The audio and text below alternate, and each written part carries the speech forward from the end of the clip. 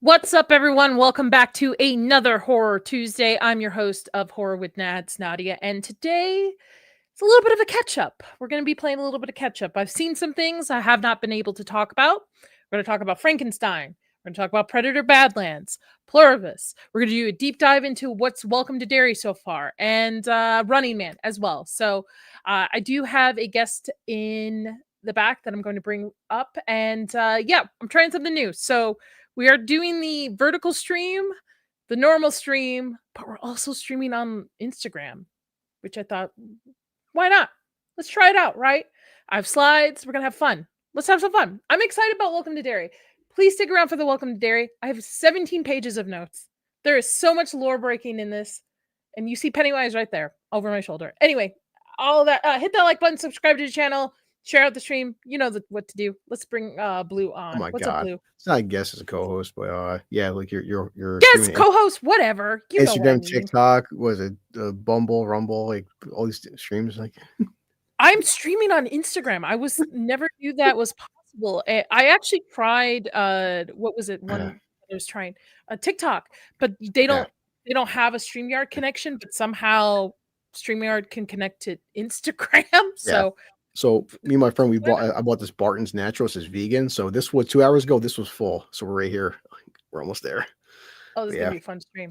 I just watched all 4 episodes in a row with my friend and her drunken mother. we're all sharing vodka, watching Welcome to Derry. Did you get a chance to watch the behind the scenes too as well? No, because I wanted to get all 4 done for you. But as episode 1, well, Welcome to Derry's got a lot of gore. But I would recommend watching the show while eating pizza with your friends. A lot of birthing scenes, quite a few things. I'm excited to talk about because, I initially was not going to watch it. I was a little hesitant. Same. I checked out the first episode. I was talking to Niette. Okay, we're off to a good start, and there's a lot of issues. I'm going to continue to watch it because now we are halfway through the season. We're getting Pennywise in the next one. But I wanted to talk about pretty much everything I've watched because I don't think I've had a Horror Tuesday episode in a while, and I know my Predators Badlands short. I've got some commentary. Not as bad as Vex's video. Vex should definitely respond to a couple of those. Vex's Predator review is fucking fantastic. I've been slacking on mine, but I'll tell you, Nadia, it's like I can, even with Alien Romulus, we can bust balls, but I can understand the appeal for that. I can at least understand why people like Romulus. I legit cannot understand how people enjoy Badlands. I'm just sorry. Just like people know me. I didn't hate Badlands, but I'm watching it like I almost walked out of the theater. I was so fucking bored. I'm like, how are people liking this shit? I don't. Oh, wait till I have a shot for you. And when we get into it, because I'm very curious. I feel like maybe I didn't drink the Kool-Aid, especially those who are rating it higher than the original. And I just don't understand, but we'll get into it. We're going to talk first about something we both love, Frankenstein, but I want to say hi to the chat first. And we'll get it. So Rachel here, she's like, I was in mobile. And Rachel, you have an open invitation every Tuesday if you want to hop on. I know you can't tonight. She does. But you have an open invitation. What's up, Holland? Same Rachel, she got me too. Yeah, I'm trying this new thing because it's supposed to cut shorts or something. I don't know. We'll see. Technology. Peepers, what's going on? I was wondering which one was gonna go. Corey, what's going on? Corey. Cajun, what's going on? And Sketch, I saw you in there too. What's going on, guys? Thank you for hopping in. Hold on, I can put my chat. Buddies. It's so cool seeing like your dual face, like you're here then here. It's like I know it's weird, but it's gonna get small on the mobile because when I'm sharing stuff. So I just want to try it out. Let's test it out. Let's see how it's going. That's why I grew the beard for this. Well, I'm also curious on Instagram too because my Instagram is usually it's not like marketed with my channel. Like I'll post things, but it's more personal stuff. But I was like, why not? One thing Jay Goodwin told us, as much as he busts our balls, he said, like, because I started streaming to like Kick and Twitch and Twitter. He was honestly, Twitter actually has the best chance of getting more of an audience because Kick and Twitch, unless you are one of the people that have been there for 10 years and you got like your built-in audience, it does seem like whenever you put the Twitter numbers up, you get more numbers. Because like Kick, I get like one person on Kick, and it's usually a fucking bot. Yeah, Twitter, I will say, when we did the season 5 premiere watch party, we had over 1,000 people watching. Like my view count for it was great afterwards. It died down a little bit, but that's a good thing. All right, before we get into Frankenstein, everybody watching, on all platforms. Just so you know, if you are a Stranger Things fan, starting next week, we'll be having weekly watch parties for each of the episodes on Thursday. So we'll start with episode 1 next Thursday, right? Yeah, holy shit, we're close. Next Thursday. And then Friday, as always, the gang and I are back to do live discussions for it. This Friday, however, Rachel was very nice to kind of put the structure together for both our bingo cards and the Deadpool. We're going to be filling out our cards for the season 5 and talk about Reddit theories and stuff. So join us. If you're Stranger Things fans, share it out, all that good stuff. Yeah. Watch parties for it. Should be a lot of fun. All right. Shall we get into Frankenstein? Hold on. I have slides. Yes. I made. And I said during my review that my friend Nadia, it was her recommendation, and us watching together. You got me excited for this film. I didn't know about this film until you told me about it, and you got me so hyped up for this film. Brought my kid to a theater and lived up to the fucking hype. Yes. So Del Toro's Frankenstein. I am biased, so please understand anybody who's looking to my opinion on the review. I pretty much like everything Del Toro has done. I have been a hard fan of Crimson Peak. Crimson Peak had the issue where it was not marketed correctly. Everybody marketed it as a horror movie. It's more like a gothic tale. I think he does gothic tales really good. Oh, definitely. Pan's Labyrinth being one of my favorite fairy tales. So Frankenstein, when this was announced that he was going to do this, people don't understand. This is literally 10 plus years of this man's work. Like 10 plus years of him wanting to make this.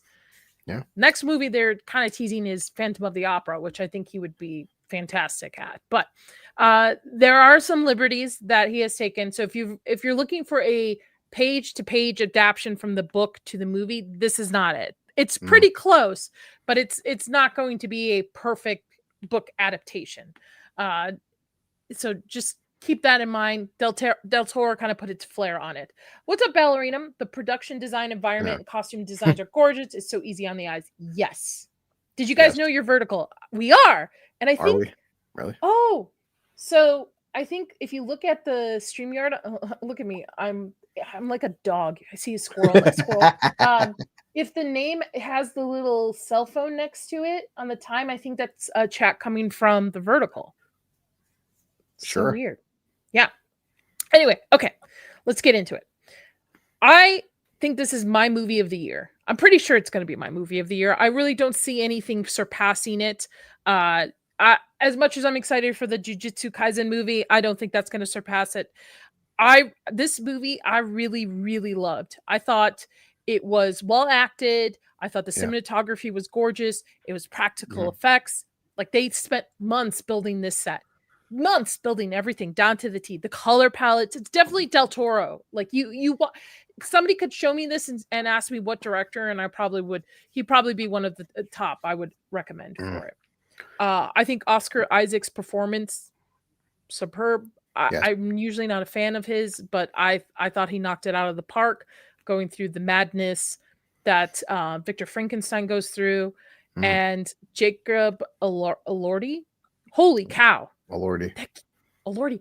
I only know him from Euphoria and Saltburn. I was like, when they announced that he was playing the creature instead of Andrew Garfield, I was like, that sucks. Now I'm like, give this man every single award. Every award there is. But I'm doing enough. I'm doing so much of the talking, Blue. What did you think of it? Yeah, as you said, I was looking in my theater. They were selling Jack and Coke, so I kept down Jack and Cokes. But that probably made the experience better too. Oh, definitely. Well, there's definitely an audience because, like, it was funny, like you saying, we have Regal in my area, Regal and AMC. Nobody was showing this but a small mom and pop theater, and we caught a 7:00 showing. It was sold out. But I think it was like maybe 2 seats open. But yes, there was an audience for this, and off the bat, as you do, Del Toro, yes, some CGI guys. Spoilers. There's a wolf eating a sheep. Okay, obviously digital, but it felt like Del Toro was 99.9% practical effects, as only Del Toro could do. And it just, and like you said, Nadia, when you watch Hellboy 2, you'll ever hate that film. When I never forget when Hellboy walks into the demon, no, sorry, the army there, the marketplace, it looks so fantastic. Whatever cinematography for costume designs, these guys, he takes such care in the costume designs. It looks, the reds are reds, the pinks are pinks, everything is bright and colorful. And yes, like all that's just, it feels built, like it feels real. Yeah. I think it was a shame for Netflix to do such a limited theater run for this. I was very Mm, lucky to have gotten tickets to see it out here because in Vegas there was only two theaters showing its mm, opening weekend, and it was a theater that we had to drive nearly 40 minutes to get to. And I was like, no, we're going. Like I have to see this yeah. movie. What's up, deleted? Hey, dude. And I was so immersed in this. I had high expectations going in anyway because of Del Toro's films. I've Yeah. loved all of his stuff. So I knew I Same. was going to love this, but I was kind of nervous to see what the YouTube community that we have would have, and for the most part I think people really love this. I think Yeah. people's criticism of, well, it's not really that close of a book adaptation. He's taken some liberties on both Victor's uh his portrayal. He's a little bit darker in this. You know, Mm, he's not such a young privileged student driven by intellect and grief over his mother's death. mm. It's a little bit there's liberty anyway. I feel like I'm rambling. There are No, definitely no. liberties taken Well, from that's this. the problem, Nadia, and that's what like I and it's not that I'm doing cheap plugs, but when you see people like bigger YouTubers like Jeremy Johns, Critical Drinker, with Critical Drinker because he has 2 million subscribers, when he likes a film, he gets more like you and me can love a film all day. We have a small audience. When Drinker likes a film, that's going to get 20, 30, 40,000 Mhm. more people to watch something. Drinker like this film. And it's like he said that what Frankenstein is what over 100 some odd years old. He's been on screen 2,000 times at this Yeah. point. I mean, so Del Toro, when people say like, yes, it's not page for page verbatim off the book. Well, no offense. I mean, what else can he can't copy exactly page for page. The Frankenstein's been done to fucking death. So I, somebody who didn't grow up reading Mary Shelley's Frankenstein, I didn't care about the changes. And this is an endless debate, Nadi, with adaptations. How much can you change from a book to a movie that's acceptable? The Running Man just came out. You know, people Uh, love the Arnold Schwarzenegger film. The Arnold Schwarzenegger film is a shit adaptation. The Shining is love or hated. The Shining is a shit adaptation, and we could spend all day about some of the best movies you love are very terrible adaptations. So Frankenstein, is this page for page like the Mary Shelley book? Probably not, but I didn't care because I didn't grow up reading the Mary Shelley Frankenstein book.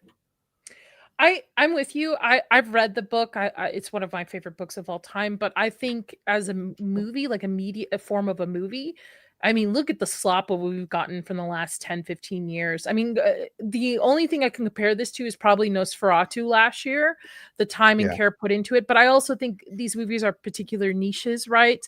They're I think the reason Netflix was maybe a little bit worried about a big theatric release is that you know, people who are fans of Del Toro are going to go see it. People who are fans of Gothic, but you know, is yeah, a mom and a dad going to take their three kids to go see this movie? You know what I mean? yeah. This is more like a Netflix, and I hate to say that because I think this should have been months out in theaters. If it's still in theaters at your location, even though it's released on Netflix, I highly recommend you still Yeah. go and see it in theaters. Yeah, It's just and the colors come that's through so much better. that's the endless debate now we have with the digital age. See, Netflix paid for this to be on Netflix, and from what people like Nia break down is like because theaters take their cut. You know, if Netflix had a wide theatrical release, they may end up losing money. I guess that's why they don't. Like, to my knowledge, what I've been told is that they put this out real quick because by putting it in a theater even for one day, it's eligible for an Oscar. You know, but it's like for Mhm. Netflix, it's like why should we put this out in theaters? Because what was it? It had like 30 million views the first weekend.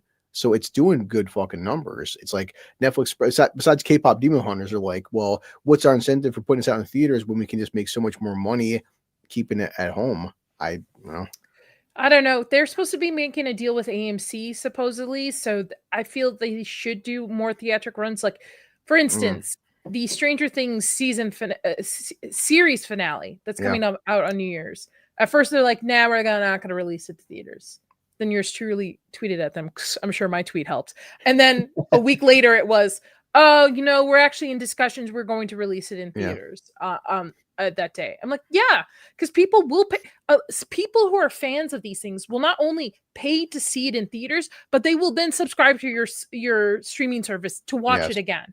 Like yeah, I love that. I've seen this movie now 3 times, nice, one in the theaters and twice on Netflix. Just and sometimes I just put it on in the background. It's yeah. just that well made of a film.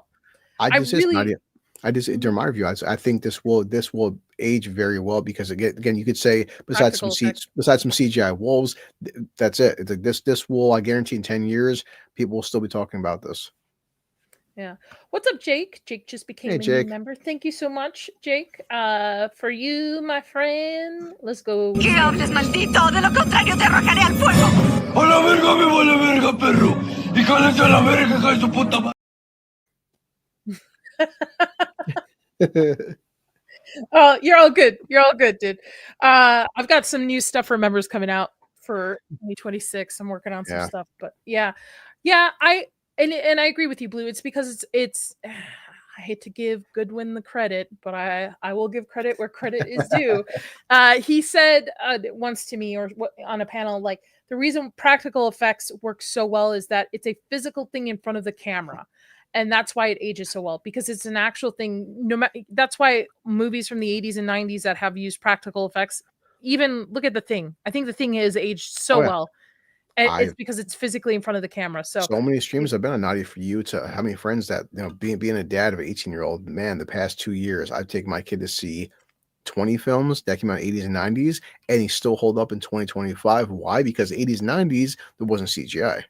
yeah, like Jaws. I saw Jaws this year for its 50th anniversary in 4DX. That was a blast.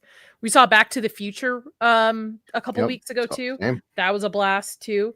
And even the CGI used at that point was corny enough that you're so immersed in the story and the characters anyway that you're willing to forgive it. You're willing to kind of look past it. Yeah. Nowadays, it's just that's why I don't like. Maybe that's my problem with Avatar, other than the fact that it's just Fern Gully made for adults. That it's so immersively CGI that I'm just like I feel like I'm just watching a computerized character, like a video game, in a sense. And I don't have a connection to it where I feel like these movies to me, I have such a connection to them because they're that's so a whole other grounded. tangent. I would never say the Avatar films are what you would call great films, but to me, they're pure escapism. But yeah, I mean, like, listen, if you say, Chris, you want to watch Avatar 1 or Frankenstein, I would pick Frankenstein every day of the week. But I also like Avatar. I like Avatar for what they are. But they're not great films, but also they're not trying to be great films. I didn't see the second one. I saw the first one. I left the theaters. I was like, what the fuck is this? What's up, Gooch? We'll be raiding into Gooch's stream because I'll be on there tonight to talk about I don't know what, but Wicked probably because he saw Wicked and he loved it. Of course he did. He did, of course, right? I was surprised. Very tame. But yeah, the use of color palette throughout it is so great, and it tells a story too. There was a particular scene where he's putting on his gloves, red gloves, and I was like, oh, that's just the blood on his hands. He's getting ready to like burn the place down. He's literally putting the creature's blood on his hands. And just so did you think that? I think it. some of the criticism was sexy Frankenstein. I'm like, well, it wasn't sexy because you said this and people told me as well. The tradition, well, not traditional, but the more normal Frankenstein, the bolts in his fucking neck, the big like scar. That's Universal Studios owns that image of Frankenstein. Yeah. This is, to my knowledge, I haven't read Mary Shelley's book, but like this is what Frankenstein should look like, more of like a stitched together corpse, not a big hulking stupid behemoth. Like, so I don't know. Sexy. Again, this has been the criticism. These are also the women that read that Senator Melky Maid thing. And people bitching that Frankenstein, he's too good looking in this film, and I'm like, okay, I didn't get that vibe, but okay. I didn't get that vibe either. Either. What's up, sassy? Sassy pants. I didn't get that vibe. I don't. You know what? People make anything sexy. Granted, a lot of people made Count Orlok sexy from Vex wanted to sit on Count Orlok's face. I mean, yeah. I don't think.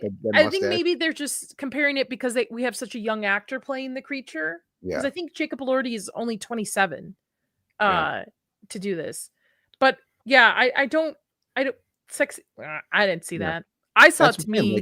Like, when you're watching a film, it's like, well, people like they should be scared of Frankenstein. They are. That's the point. When people see him, they're fucking terrified. Sorry, the monster. When they see the monster, they are terrified of a 6'5" fucking walking stitch of corpse. They are scared of him. It's like, but just he's not some hulking, lumbering, stupid monster like this. Like he actually has nuance to him, and that's it. It's not sexy. This is what they're supposed to be going for. Yeah, I would say the one criticism I do have for the cast is I do like Mia Goth. I think she was the Mhm. weakest link out of the trio. I can go with Not that. that she had a bad performance, not and again, I do adore her. I just can't I don't I couldn't believe the relationship between her and the creature so well enough that Yeah. it didn't get time to develop. And it could be that maybe it's on the editing floor. Maybe Yeah. there's some scenes that are missing. And it's not like that in the book. I get it that almost in the sense they were trying to make her seem like the companion that he wants and the Mm. bride in a sense, right? Even her Yeah. wedding gown had the frails around her arms that are symbolism Yes. of the bride from the universal Yeah. side. So like I get it, Yeah. but I think Mia Goth was kind of underutilized in this. Uh Yeah. I Yeah, just I would yeah. agree. She's just kind of there. I mean, the ultimately comes down to Oscar Isaac and Jacob. They are carrying this film. But and I said in my review, guys like Charles Dance and Christoph Waltz. It's like, who were they playing? Listen, whenever Denzel hit that atmosphere with Denzel, I don't know what character he's playing. What is Denzel's in the film? That's it. Charles Dance, I don't even know what his character is. It's Charles fucking Dance. Christoph Mhm. Waltz, he's just Christoph Waltz. I don't know the character's name. Certain actors hit that pinnacle where it's like, this when Charles Dance walks into a screen to a fucking set, it's Charles Dance, guys. That's it. Who he's playing, I have no idea. He's Charles Dance is playing Charles Dance. Alex Jones said, "I've watched it. I haven't finished it. You should finish it. You should, Alex. Long It's movie. very good. It's very good. The set design alone, because originally before I got into special effects, I was set design. I did set design for Mm, theaters and movies and stuff. And the set alone, and I remember reading somewhere that said it took them about 12 months just to build this set, and then they had to tear it down yeah, within they shot like a couple of days and then they were done with it. But yeah. that's the love and care that I want to see back in Hollywood and film.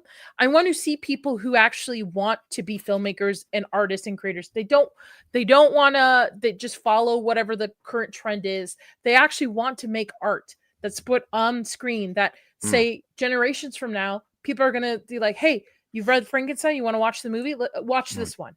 You know? Oh, I I definitely not I understand why. Frankenstein. I don't recommend that one. Oh yeah, no, like that's as Del Toro does. He said even to this day, it said the Hellboy films, Pan's Labyrinth. You can go back watch his earlier films, Shape of Water. It's like, but every one of these sets, yeah, look at this screenshot right here. These sets, the set itself, the shot tells a story. That's how Del Yeah. Toro is. Like you feel like this son of a bitch like spent 6 months building a set for like one shot. Especially the colors utilized through it. Mm, Color is a very important, especially going back and looking at Crimson Peak too. The yeah, use of color through that too. But yeah, I highly recommend this. This will probably be my movie of the year. that's what I'm saying. Like Uh right there, he's stitched together. He's all scarred. So that's not what I would call sexy. He said the people they're bitching. It's like he's a he's not some Jake Valordi. yeah, but. I'm sure, dude. Listen, Enzo posted that photo in Counter, and I was like, "All right, Enzo, I don't need to see that. I don't need to see the creature giving it to Victor. I don't need to see that, It's bro. Enzo. What do you expect? This Look is right great there. shot too. Look But at yeah, this. people were bitching. People bitching. This looks like the fucking the makers from Alien Prometheus. I'm like, Oh, no. Prometheus. Again, Yes. this is the design is no. You're reaching, guys. It's like serious. This is not Prometheus. Stop. Yeah. Sketch said also considering Del Toro's stance on AI, I have a feeling he's going to be one of the Mm, last bastions of real fame. Him and Robert Edgar, yeah. I think. Flanagan Yes. too. I think different type of directors, but I even think Tarantino. I don't think Tarantino really likes to use a lot of Which CGI. I will stand aside now to talk to Gooch about this. That next year, love it or hate it, Chris Columbus, old school director, did say for Gremlins 3, he Gremlin guaranteed 3. he's going to make the fucking Mogwai Gizmo. They're all going to be fucking puppets and not CGI. That alone, I will go fucking pay twice to see that film because Chris Columbus is like, I'm not going to CGI the Gremlins and the Gizmo. Okay, man. Chris Stuckman, Zax, is that your pick for actor for director? um, so I'm a little weary about Gremlins 3. The only reason why is because we are trying to tell it now and like why the first two are great, just leave it I know, but alone. But it's nostalgia. if Also, it's a awesome nostalgia merchandising, base, Nadia. How many people I would take know. their But what how many story are they going to kids? tell? How many people want to take? They're going to take their kids 10 and under go see Gremlins 3, and how many fucking again? Remember Gizmo? We've been selling Baby Yodas for the past decade. How many fucking Gizmo figurines are going to be I have selling? one. Like, so now new ones for 10-year-olds in 2026. That's why they're doing it for. Like, My husband has never seen the Gremlins 1 or 2, so we're gonna Jesus. watch it this Christmas to see it. And I'm like, you've never seen the What? prostitute gremlin? Like, what's going on? Even Like, we bust Leon's balls. Gremlins 2 is a fucking like the whole you see it. Gremlins 2 is just as Well- it's more batshit crazy than Gremlins 1. They're both perfect films. I love them films. yeah, but so if they're going to stick to practical and they're going to use puppetry more so than throwing on, because I don't want to see Baby Yoda walking around kind of CGI. You know what I mean? I want to see actual puppetry utilized, and we can, and that's my worry of it. And I'm trying to figure out what kind of story would they need to take. Is it just a retelling of the original and just kind of combining both, and it's not really a sequel? It's more of like a requel where we're gonna add. So we'll see. But yeah, I just don't care. It's all I hear is practical Gremlins. Second sold. That's all I care. Yeah, but yes, folks, please go see Frankenstein. Cue it up on Netflix. But if it is in your theaters, it is worth seeing on the big screen. Yeah. It really is. It's such, and Jacob Elordi should get all the awards for it. I cried every single time I've seen this movie. Just the emotions pushed through on the screen. It definitely wasn't the 6 Jack and Cokes I bought, but like I said, I said during my spoiler, you know what, Nadia, as a Harry Potter fan, a certain actor from the Harry Potter franchise, the old man, him, the scenes with him and the fucking monster said, I'm just, and I wasn't alone. I heard other guys just like, oh Jesus, like I started fucking like, sorry son, oh man. Well, I'm sure as a father you can relate a lot to this story too, how it's being told. Well, it's a simple act of kindness, man. It's just like something. This monster's been shunned by the world, and just a simple old man, just acts of kindness, like got me. and completely opposite from who he is expected to protect him, his creator, Frankenstein. And even not even spoilers, the scenes between Victor and the monster, the last act, I'm just like, as a dad, just like.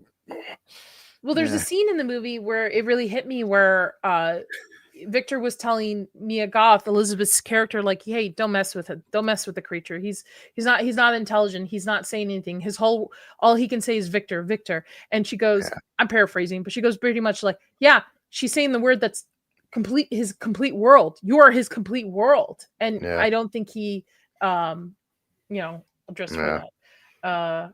All right, hold on. Put this. All right, there, Nate. Jesus, Nate. There we go. But yeah, I think that's okay. Hold on before we get in. What is your final score on Frankenstein? I mean, God, it's easily for me it's like a 9.5 for me. It's hard to say 10 because I feel like it's gonna overhype it. But as you said, Nadia, next to Demon Slayer, this is when we still have, it's November, we still have another month, but like this is right now tied with Demon Slayer. It's for me it's definitely a 9, close to a 10 out of 10 movie. It's definitely my movie of the year so far, followed by Demon Slayer, followed by Chainsaw Man. Chainsaw might get knocked off by Jujutsu Kaisen, mostly because I like that anime a little bit more. But I'm with Gordon. I'm with Gordon Vex. Like for me, F1 was so fucking good. I loved F1. Yeah, it's I haven't seen F1. It's not my wheelhouse, but I will check it out once it hits the streaming. Honestly, same. No, it's not my wheelhouse. That's why I went in F1. I'm like, this seems kind of Brett. What walked out like this was fantastic. So I didn't expect to like F1, and I liked also Vex and Gord. We're all like, this film came out of nowhere, and that's the point. They're talking about a sequel for it already. I'll go see it. Wheel, shall we talk about the elephant in the room? Not Nate there. Hope Nate, you're ready. Hold on, I need some more of this right now. I'm completely sober when I talk about this. Predator BadLands. It's a movie. All right, so I want to. I know people are looking. So a lot of my comments were like, "Can you give a little bit more reason than your short, which was a minute?" I do shorts out of theater. Just give it like what's off the top of my head, and then I'm done. So and a lot of people are like, "Why?" Most of the comments on my shorts like, "You're crazy. This movie is great. Like, what are you talking about? We had a great time." And granted, a lot of people were a lot kinder in my comments than they have been on Vex's video. I will give it to that. So I went in this not as expecting a brilliant movie, but I went in expecting a fun action movie. That's what I went in. I am not as hard on the franchise as a lot of people in our community are, and I don't have much knowledge of the lore, right? I don't go into the deep dives like Niet does, but he's got great videos of it. And so everybody was very negative about this coming out, and I was staying positive. I was like, I'm gonna go see this, regardless, it's gonna be a fun 2 hours of just a predator fucking up shit. I don't care, like, it's gonna be good. Oh boy, was I wrong. And it's hard for me to admit this because I don't like shitting on films unless they literally do deserve it. And this film is bad, man. This film is so bad, and I'll tell you why. Show you one scene I have. And you like the Alien Romulus. What does this look like to you? Yeah, and I like the Alien Romulus. Actually, I like the Alien Romulus a tad bit more than Aliens. Looks like a gaping vagina. Oh. No, you know what this looks like? It's not a gaping vagina. Oh, yeah. This looks like the Mandalorian. That's who.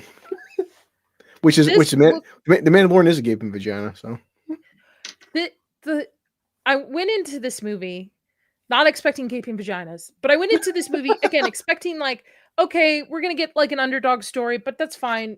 We've never seen the sympathetic point of view of the Predator. Okay, whatever. All this news coming out, I was like, whatever, guys. We're gonna get a cool, we'll get a decent Predator movie. No, we did not. We did, and I understand. Some people in my comments were like, hey, I relate to it because family members and things, and my heart goes out to those people that like have actual stories. I get it. Hey, I like The Flash. I like The Flash because I saw it right after my mom died, so I related to it, right? The emotions kind of impacted more than just seeing it from a critical eye point of view. I 100% understand that. But boy, oh boy, I can't understand why people are not only rating this high, but rating this higher than the original. I was very sick on Saturday. I had explosive diarrhea, and I sat there and I had to eat some crackers and chicken noodle soup. And I sat down and watched Predator again with my son. I watched Predator, the first one, Arnold Schwarzenegger. Go watch Predator, then go watch BadLands, and then get back to me about BadLands as a good film. Go watch them back to back. I defy anybody to go watch those films back to back and tell me that this was a good film. My thing is, when I go see a Predator movie, I want to see a Predator that is going to fuck shit up on screen. I want to go see a movie where I see a scene of people and I know the Predator's in that scene. I know these people are going to get fucked up, right? I know they're going to have to somehow outsmart the Predator because he's supposed to be this badass. And okay, if we're doing the underdog story that we're using a Predator that needs to, in a sense, become a man, like this is his journey to become a man, cool. There's a lot of things you can do it. But this whole like Disney, and I hate to say this, but it's very Disneyfied of the whole like Predator and is it Thea? I think it's called her name's Thea or I don't remember. It doesn't matter. Anyway, it's very much a Mandalorian and Grogu. It felt like a Mandalorian and Grogu script that was unused and they just slapped Predator on it.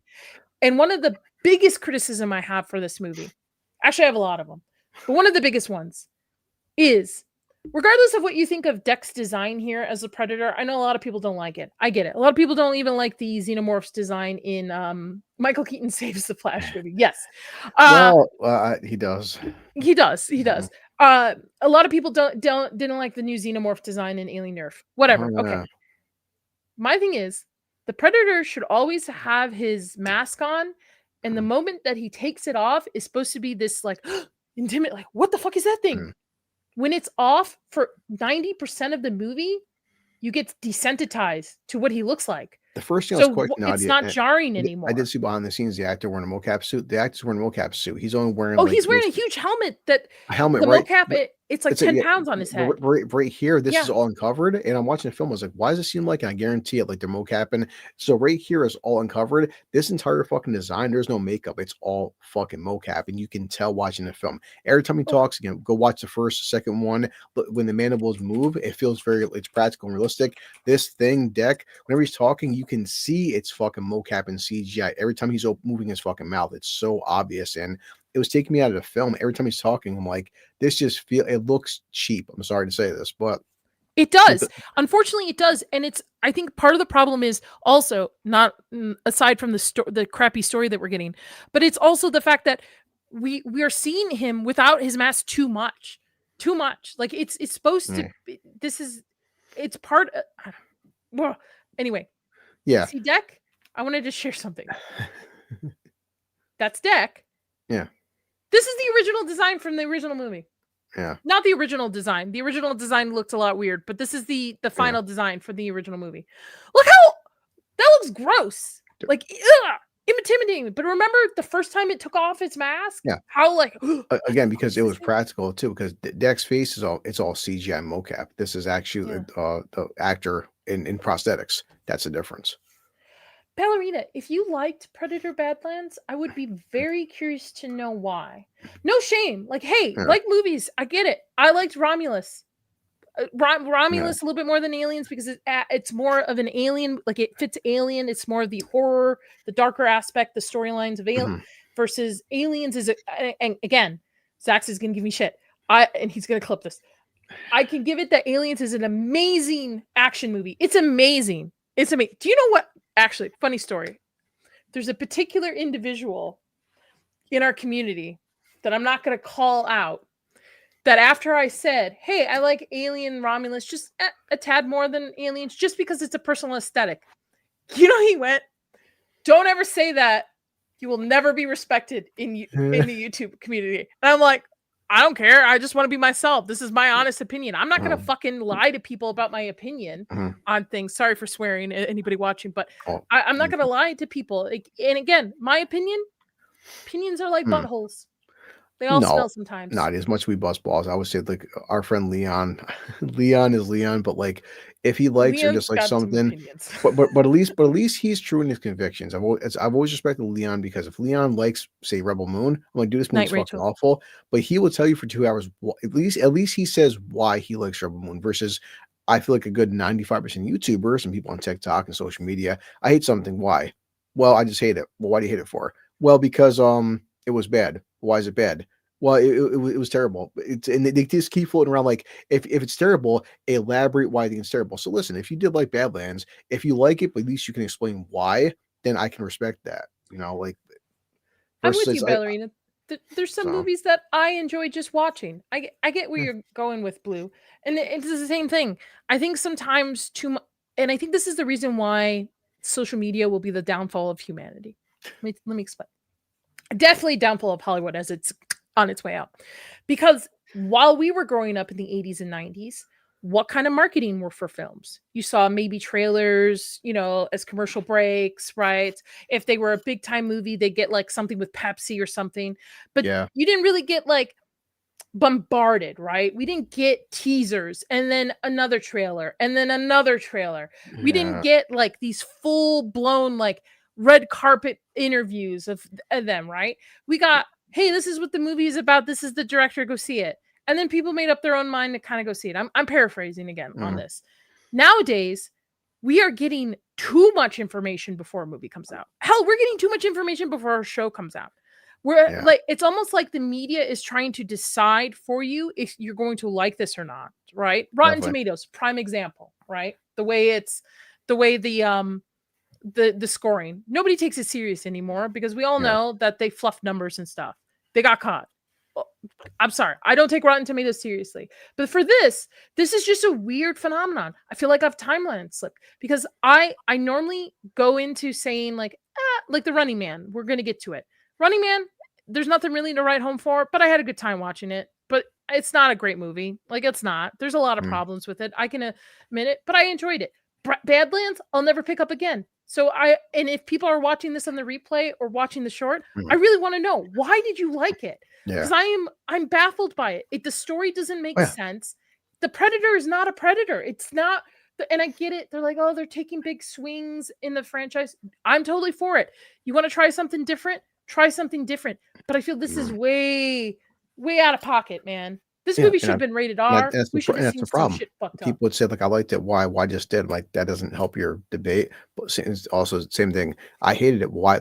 I can tell people why I dislike this film. I mean, even watching this, I was like an hour into this film. I was like, you know what? Take away the whole Predator aspect, just even as an action film.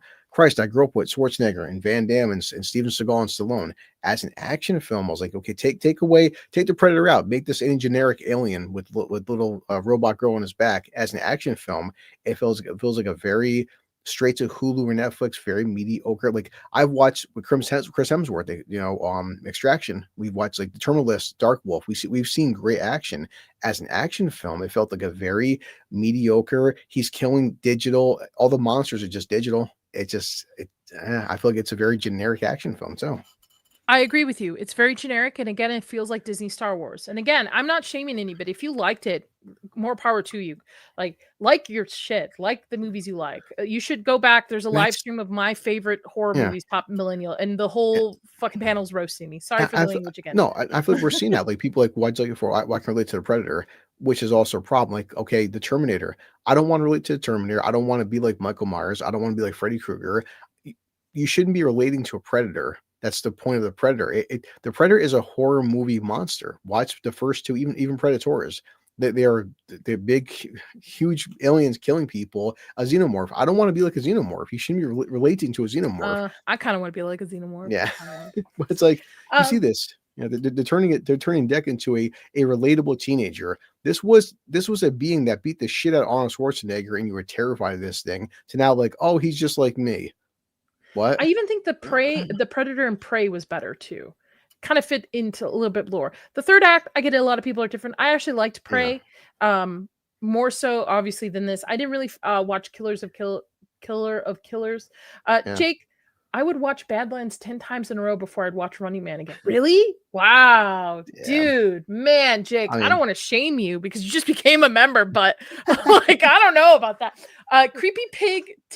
TM said the original Alien is just old. It is what it is. I will say though, the original Alien, because I did a watch party because I had seen it for the first time last year.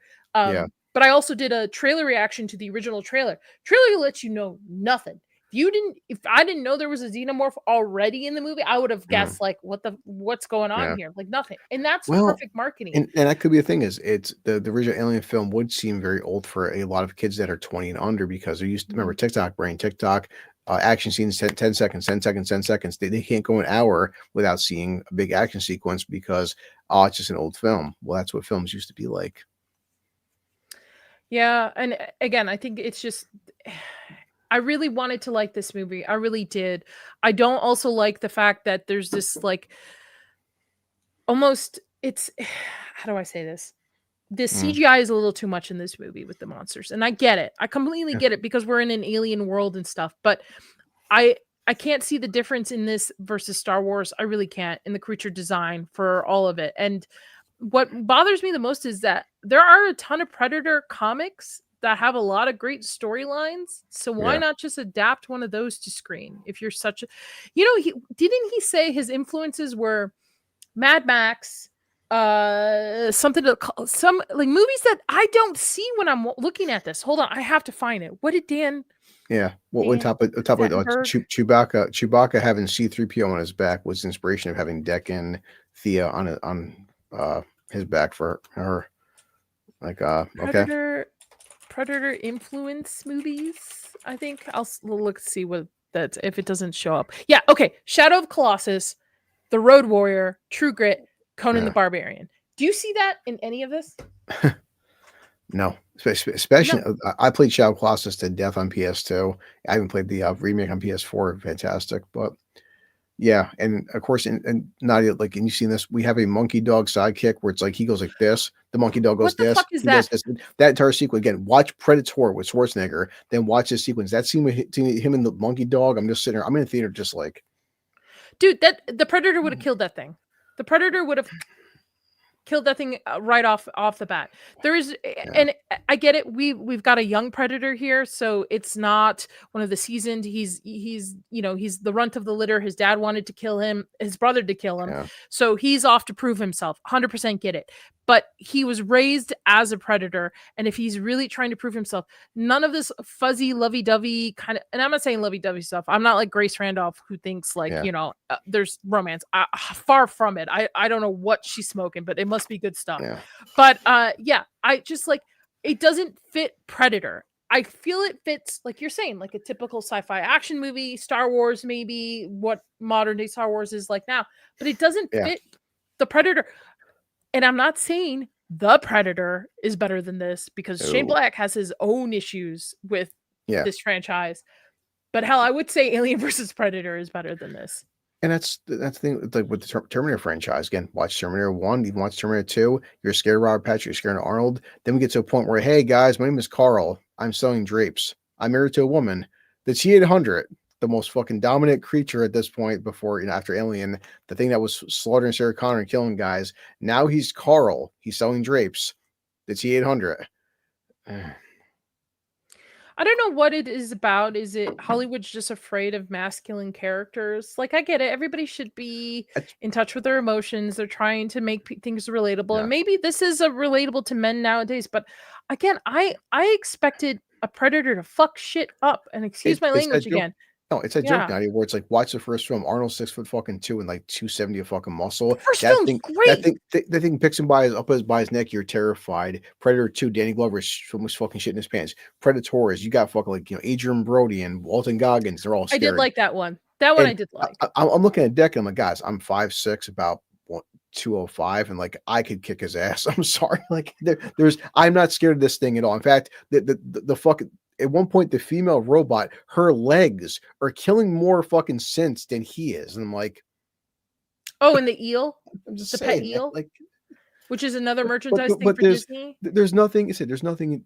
I get that Deck is a weakling, but that's the point. The Yachua, the Predator as a character, I shouldn't feel like I can kick Jason's ass. If I can beat Michael Myers in a hand fight, it takes away Michael Myers. There's nothing intimidating about Dex. I'm just like, dude, you're such a pussy. He's not an intimidating villain. He's not. And ladies, by the way, but he's not a villain. In this one, he's the anti-hero. Yeah, he's we're rooting for him. Like I wasn't rooting for him. That's the difference. I'm like, I wanted to see him like tear something apart with his bare hands and like and not. By the way, ladies, the original Predator is for us just as much as it for your guys. It's a date night movie. I promise you. I promise you. You want to see big muscles? Big old muscles? I got you. Predator. But yeah, I don't, people can like this. I want to know why. I just want to know why people are rating this higher than the originals. I want to know why people are clinging to this as if this is the way the Predator should go. And I don't want to I don't want to shame anybody for their opinion on it. But I honestly, I would tell people not to watch this if I was truly if this was 2-3 weeks ago, I would have been like so many films now. I guarantee you, again, 10 years from now, people will still be watching Predator 2, even Predators. I guarantee you, a year from now, no one's gonna be watching this again. Like you said too, I walked out like, you know what, I didn't hate this film. I was mostly bored, but I'm like, you know what, I didn't hate it. But I'm like the Predator. There's nothing naughty unless you ask me to get drunk with you and we watch this for comedy. No, I'm never going to watch this film again. I just there is no motivation to watch this film again. It doesn't build on the franchise. There's nothing. I just watched Predator again with my kid on Saturday. That's like the 50th time I watched Predator with Schwarzenegger. There's so much to unpack. This film was just a generic action film made by Disney. Yeah. It's a Mandalorian Grogu film. Honestly, it felt like they took a Mandalorian Grogu script. They decided to just change a couple things, put Predator on it, which is a shame, to be honest. Yeah. I would love to see the Predator come back as this force of nature that's not to be fucked with. Like, hey, he's supposed to be hunting the most vile creature, like the most to take its head back to its tribe and be like, hey, I fucked this up. Like, I'm a man. And we're not getting that. We're not getting that. We're getting the buddy cop. We're getting, and again, I am for Dan taking the big swings in the franchise, but I think he swung a little too far, in my opinion. But if people are watching this on the replay or they're watching the short, please, honestly, leave me a comment. Let me know why you liked it. I love to see reasons why. I'm also the same boat as you, Nadia. Listen, if you like this film, you don't see me. I'm also not insulting you. I'm not making fun of you. We're not calling you names for like this film. Like right there, like that just like that looks. To me, that's Team Predator. Yeah, it's a shame. I don't like the new design. As somebody who has had a special effects background, I don't really like the new design for it. And I think, again, partially it's because 90% of the movie, his mask is off, and I think that is a detriment to the character of the Predator. I think he's supposed to be intimidating. I think the mask helps it, and I think once his mask comes off, you're supposed to be shocked. And when you're desensitized throughout 90% of it, it doesn't. By the end of it, I'm like, oh. He As you oh, said, by the way, why didn't he put his brother's mask on? His brother's helmet on that he had access to instead there's of so much. making a janky like wooden one out of Yeah. nothing. The Redditor. Jake. Also, Jesus. it's great too. These guys have now they have ice cream. They have ice grenades too. Ice grenades that can stop self-healing aliens and Oh, and eels. Pet eels, man. Don't forget Ely. Ely. Yeah. I named it. I want a pet eel that does Pet that. eels. By the way, a pet eel that sacrificed that was able to be trained, have emotions, sacrificed himself for the predator, and the predator felt bad. Sure. When in the beginning of this movie, he looks at Thea as a tool. That's the only reason why he's able to.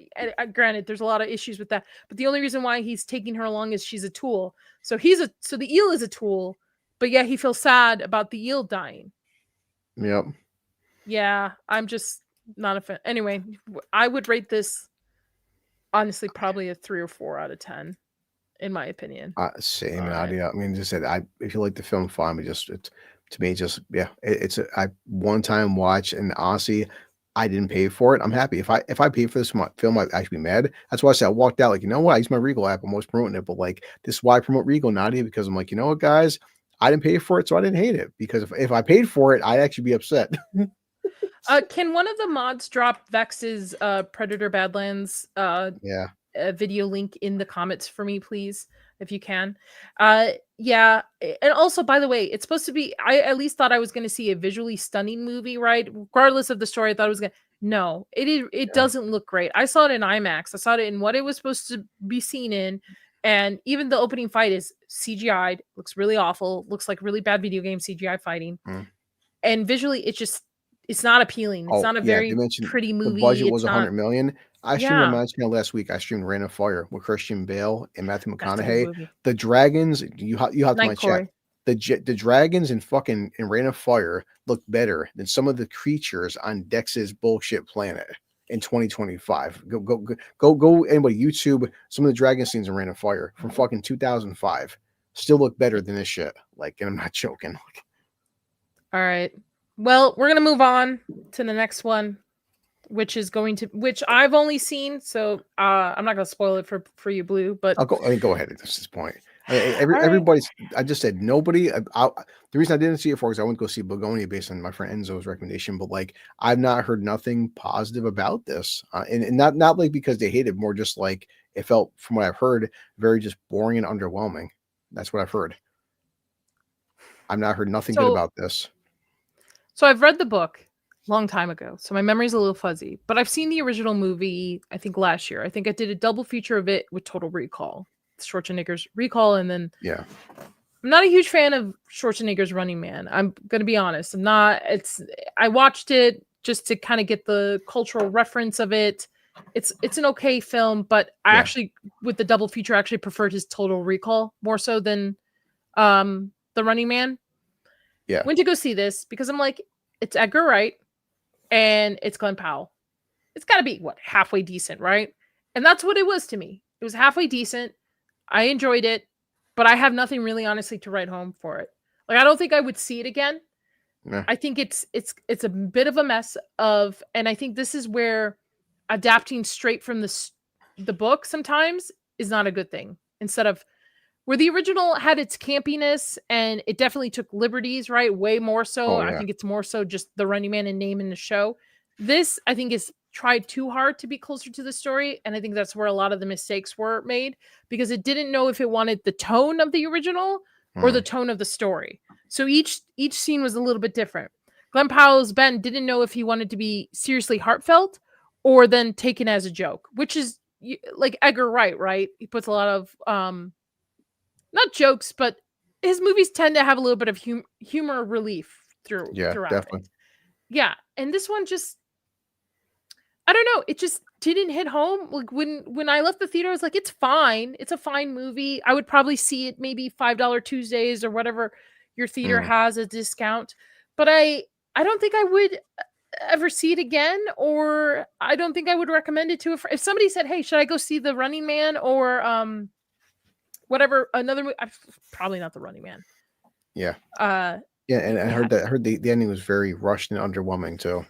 Yes, very much Okay. rush, very much underwhelming, very much they wasted damn uh Willem Dafoe. They wasted him Mm, in this. They wasted Sarah here. They wasted him on it. And yeah. it really honestly, the more I think about it, I initially thought I'm like, it kind of feels like an Edgar Wright movie. Like maybe an Edgar Wright movie that has too much studio interference. Yeah. The more I think about it after rewatching Baby Driver and Shaun of the Dead, I'm like, oh, yeah, this does not feel like an Edgar Wright. It doesn't have the cut, the how he's very master of cut scenes, right? But it makes Oh sense yeah. the correlation. I haven't seen Hot Fuzz, which a lot of people have Oh wow. recommended Too. Hot Fuzz to me as his action movie to kind of Yeah. compare the two. I'm gonna watch it this weekend. I am gonna watch Hot Nice. Fuzz and then That's the other one, End of the World or whatever. yeah. But At World's I'm End. with you, Jake. I feel Glenn Paul got shafted in this. I really do. Yeah.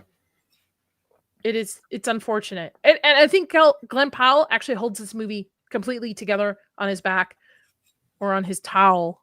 There's a scene where he's just a Yeah. very low cut towel. The That's towel's why, doing a honestly, I lot of mean, I work. could have seen this weekend. I wasn't in a rush because all our friends from Niet, like it's to the other reviews, even like Jeremy John said, was it T minus like one day? I won't remember it. And like, I did not see a single good review or word of mouth. And that's at this point, our friends, even if we're not paying for a film, when all your friends and reviewers, everyone's like, guys, just like don't see it. I'm like, okay. And based on what you just said too, I'm glad I didn't see it. See, I'm the different. Even if people tell me not to go see it, I still want to see it for my own eyes. My opinion should Yeah. not be based on other people's reviews. My opinion should be based off what I see. That's why I don't watch anybody's reviews. I wait until I've seen it and then I go watch their reviews. So like Yeah. for this one, again, my opinion is it's lukewarm. It's nothing to write home about, but it was a bit of a fun time. Definitely because of Glenn Powell's charm. When I Yeah. watched Critical's Drinkers review, I understand where a little bit more where the problems were in it, but I felt like, come on, Will, I think you're digging a little here. Like, I think you're Mhm. just like reaching for straws a little bit. But that's my own critique of it.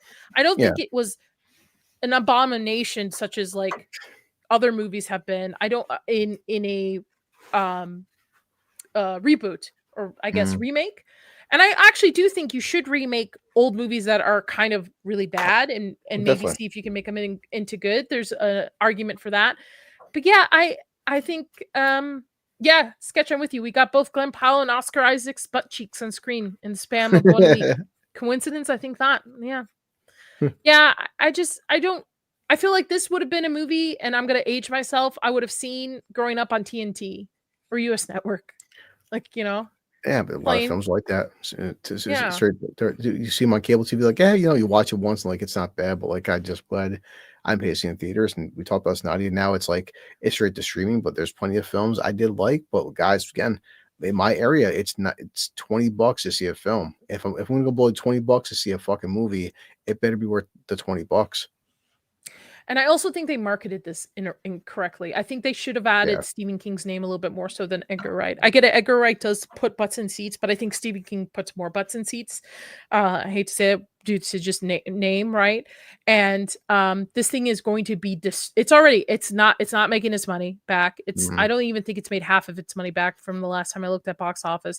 Jeez. And on top of it, Wicked is out this weekend, and regardless of what you say, Wicked is the Thanksgiving movie. People are going to be seeing Wicked. Oh, Wicked's going to be dominating the theater, and this thing yeah. is just going to die out. I'm not the biggest Wicked fan by any means, but I respect what Wicked did, and you would be an idiot to think that Wicked isn't going to be dominating for the next 2, if not 3 weeks. Oh, until Christmas, until Yeah, Avatar takes over the IMAX screens and stuff. That's what's going to happen. And again, regardless of if you're going to see it or not, if it's your cup of tea, those movies tend to have people who are families who are like, hey, let's go see Wicked Part 2. They all went to see it yeah, last year, made a ton of money. And I think this is poor timing on their part of releasing this. This should have been an early October release, to be honest, in my opinion. mm, Play off the name of Stephen King. You got The Long Walk, and then, I don't know, then you go see The Running Man. Granted, again, yeah. there's nothing really to write home about here.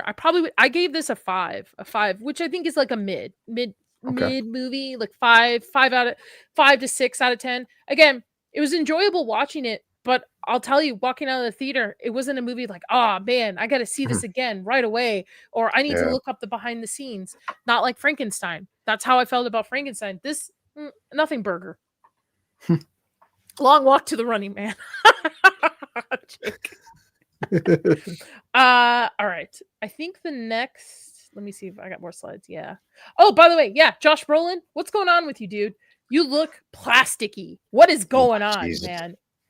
He looks bad in this too. Really bad. Okay. The other thing before we get into Derry, which we are going to get into Derry here shortly, I just want to highlight a show that I'm watching, Pluribus. It's Vincent. Oh, what is his name? Who did Breaking Bad? Vincent Gilligan. Yes, Vincent Gilligan's new show with Apple. Highly recommend. I'm actually really enjoying it. It's a very interesting mystery show. It is about a woman.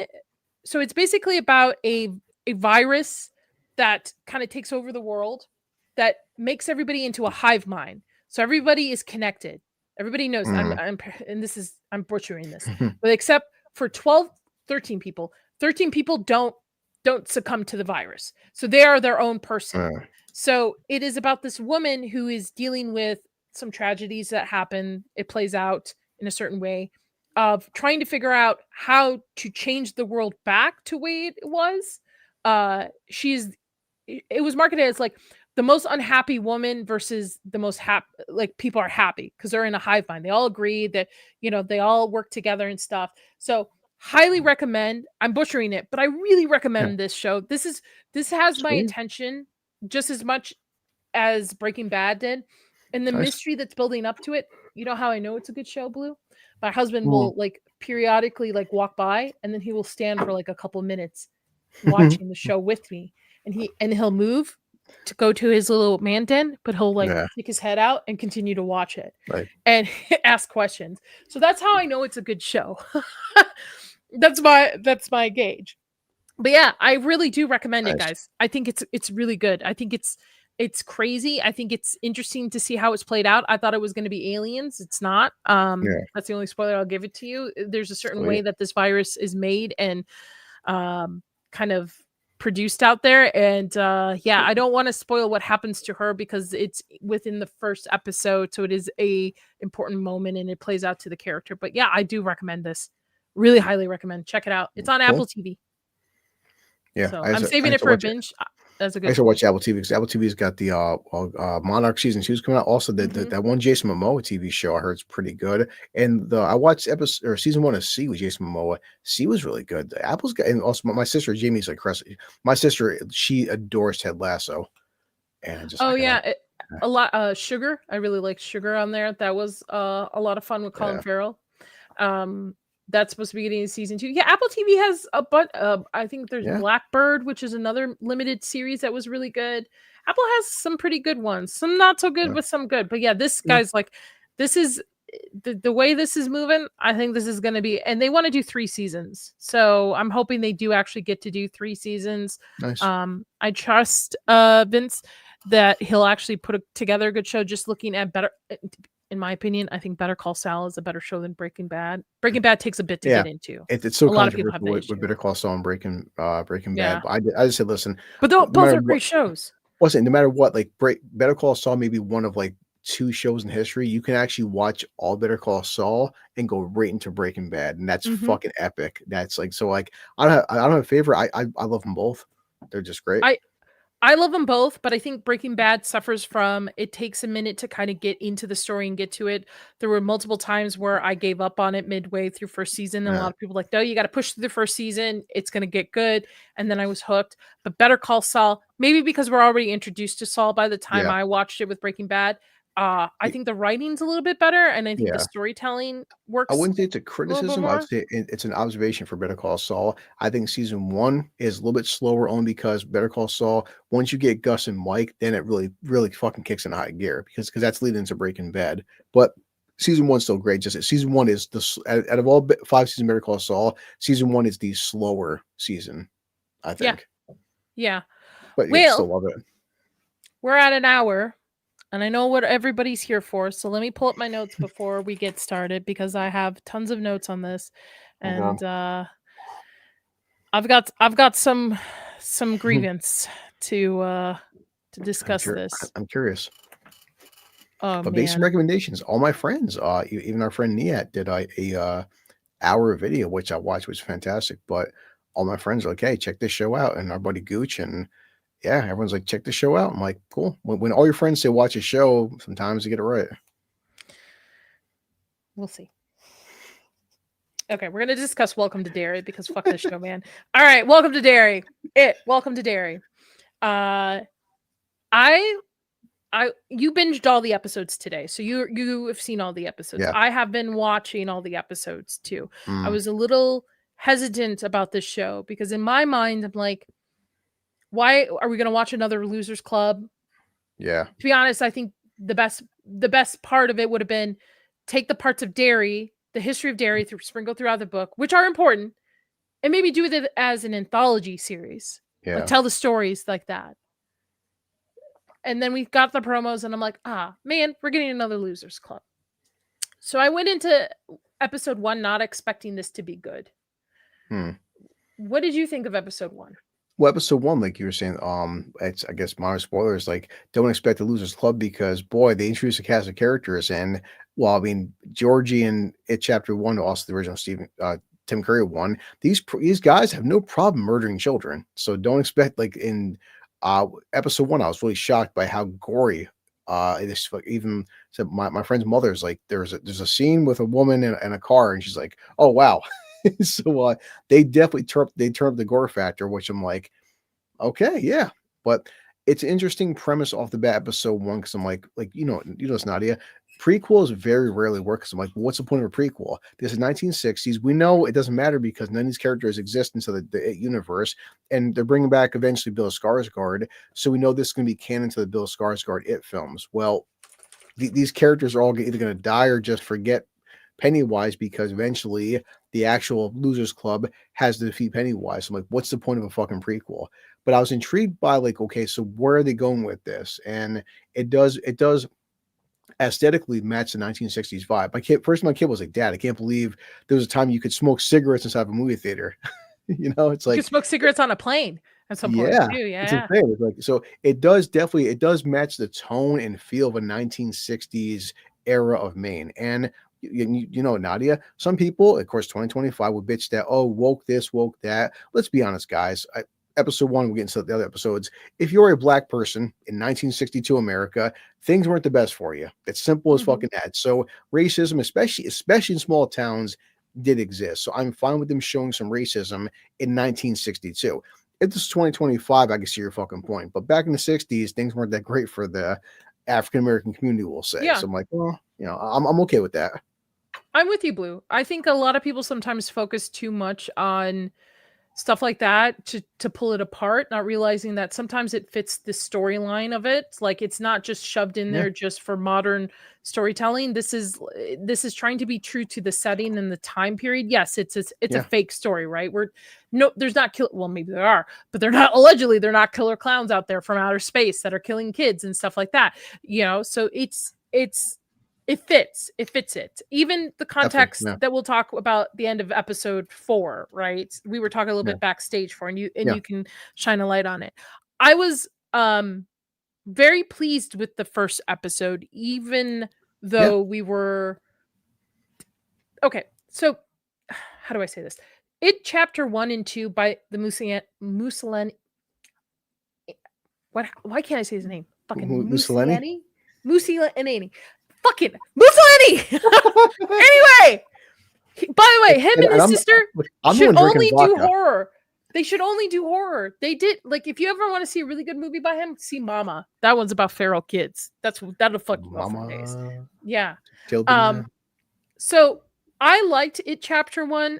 I actually kind of liked It Chapter 2, but I do see a lot of problems with it. I feel like our entire YouTube atmosphere, everybody loved It Chapter 1, but Chapter 2, oh boy, it's a different story. Chapter 2 should have been 2 parts, to be honest. I think there should have been a little bit more expansion. So Chapter 1 sets place in the 80s, which is different than the book. So now Welcome to Derry kind of has to match those movies. So even though the timeline doesn't really match the book, it is just kind of moving it backwards from the 80s versus I think the book is set in the 50s or 60s, somewhere around there. Anyway, it's been a while. As you can see, the book is right here. Well, it's supposed to be on top of it. the 50s because the kids when they get older they fight Pennywise in the 80s. That's why it's supposed to be. He goes in hibernation for 28 years. So yes, based in the 80s. So it's the 50s. Yes, you're right. So these seasons are supposed to be set. So season 1's in 1962, season 2 is 1935, and season 3 will be 1908. They're going backwards in time. If they get greenlit for the 2 seasons, this is a hope for it. Season 1 is supposed to focus on what we're seeing now, plus the most I can't speak. Biggest event that happens during this time frame that they're kind of shoving in is the burning down of the black spot. Season 2 is supposed to, I think, focus on the Bradley Gang massacre, which we're seeing a little bit of that sprinkled throughout this season.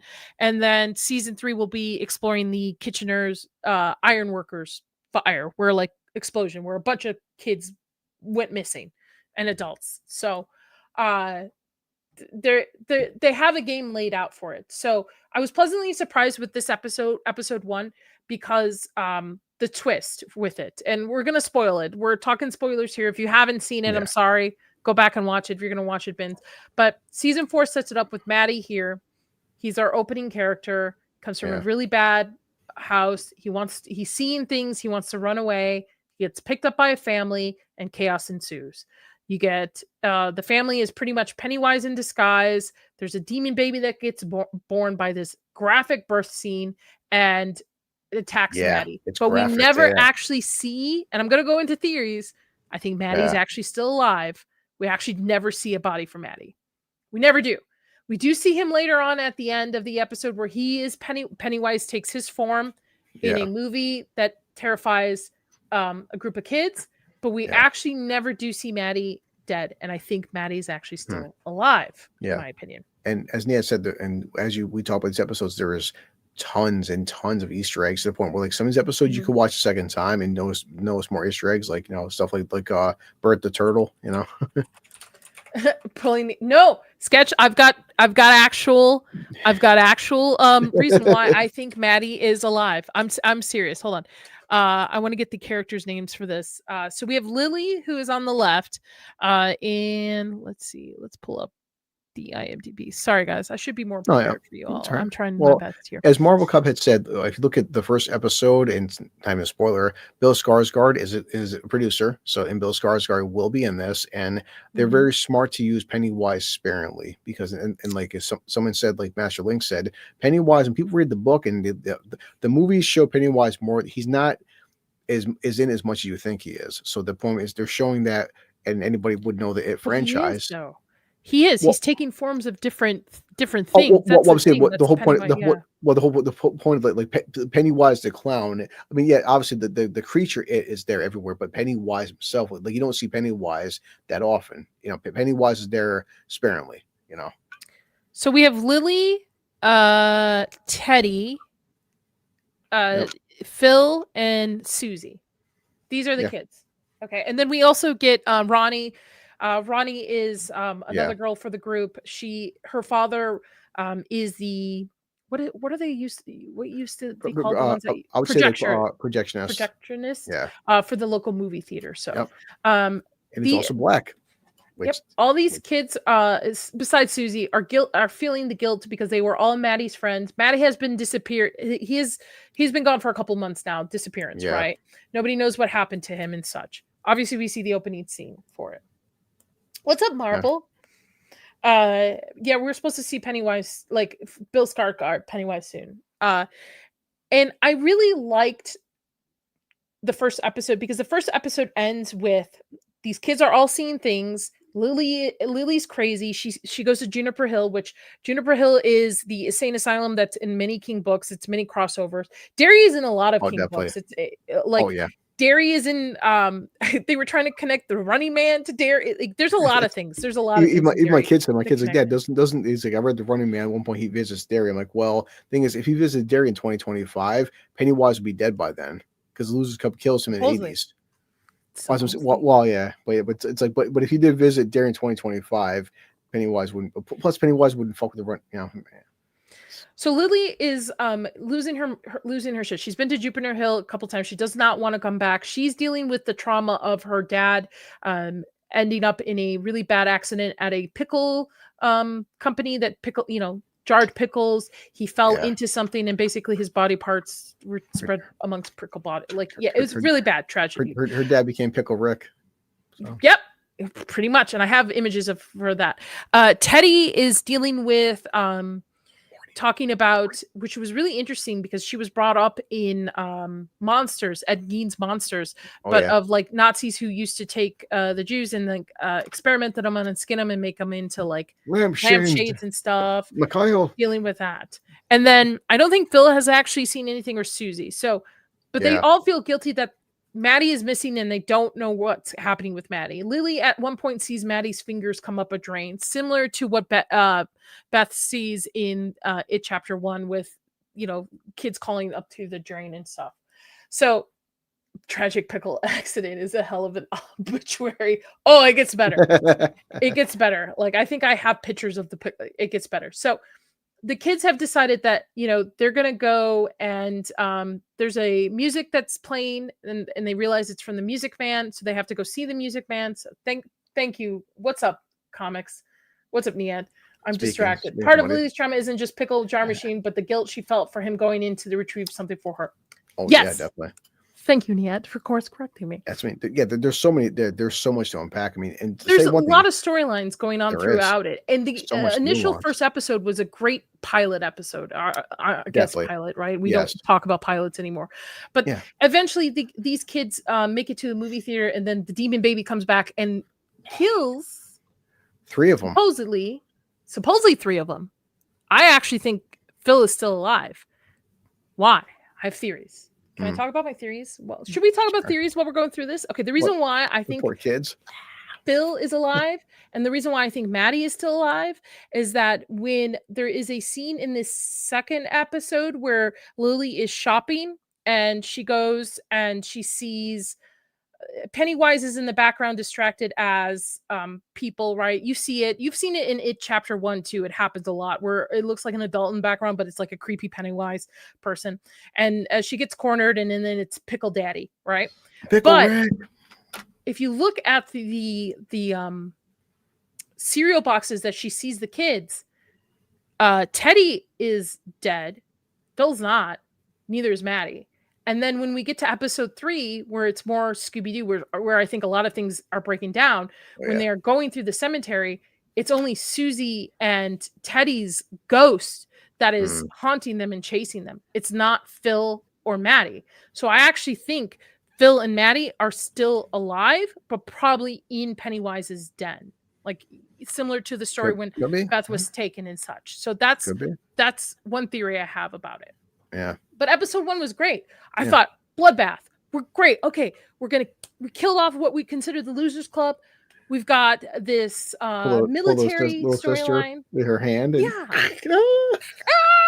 And then we also have the military storyline where we have Halloran, who a lot of people know from The Shining. If you haven't, that's probably the most common thing. He's very common in King's books, but from The Shining, telepath, I guess. He has the shine. He's the one trying to find something for the military. It's a mystery, right? We also get Mike Harlan's grandfather, Leroy, joining. He's a pilot with no fear because he's had an accident and such.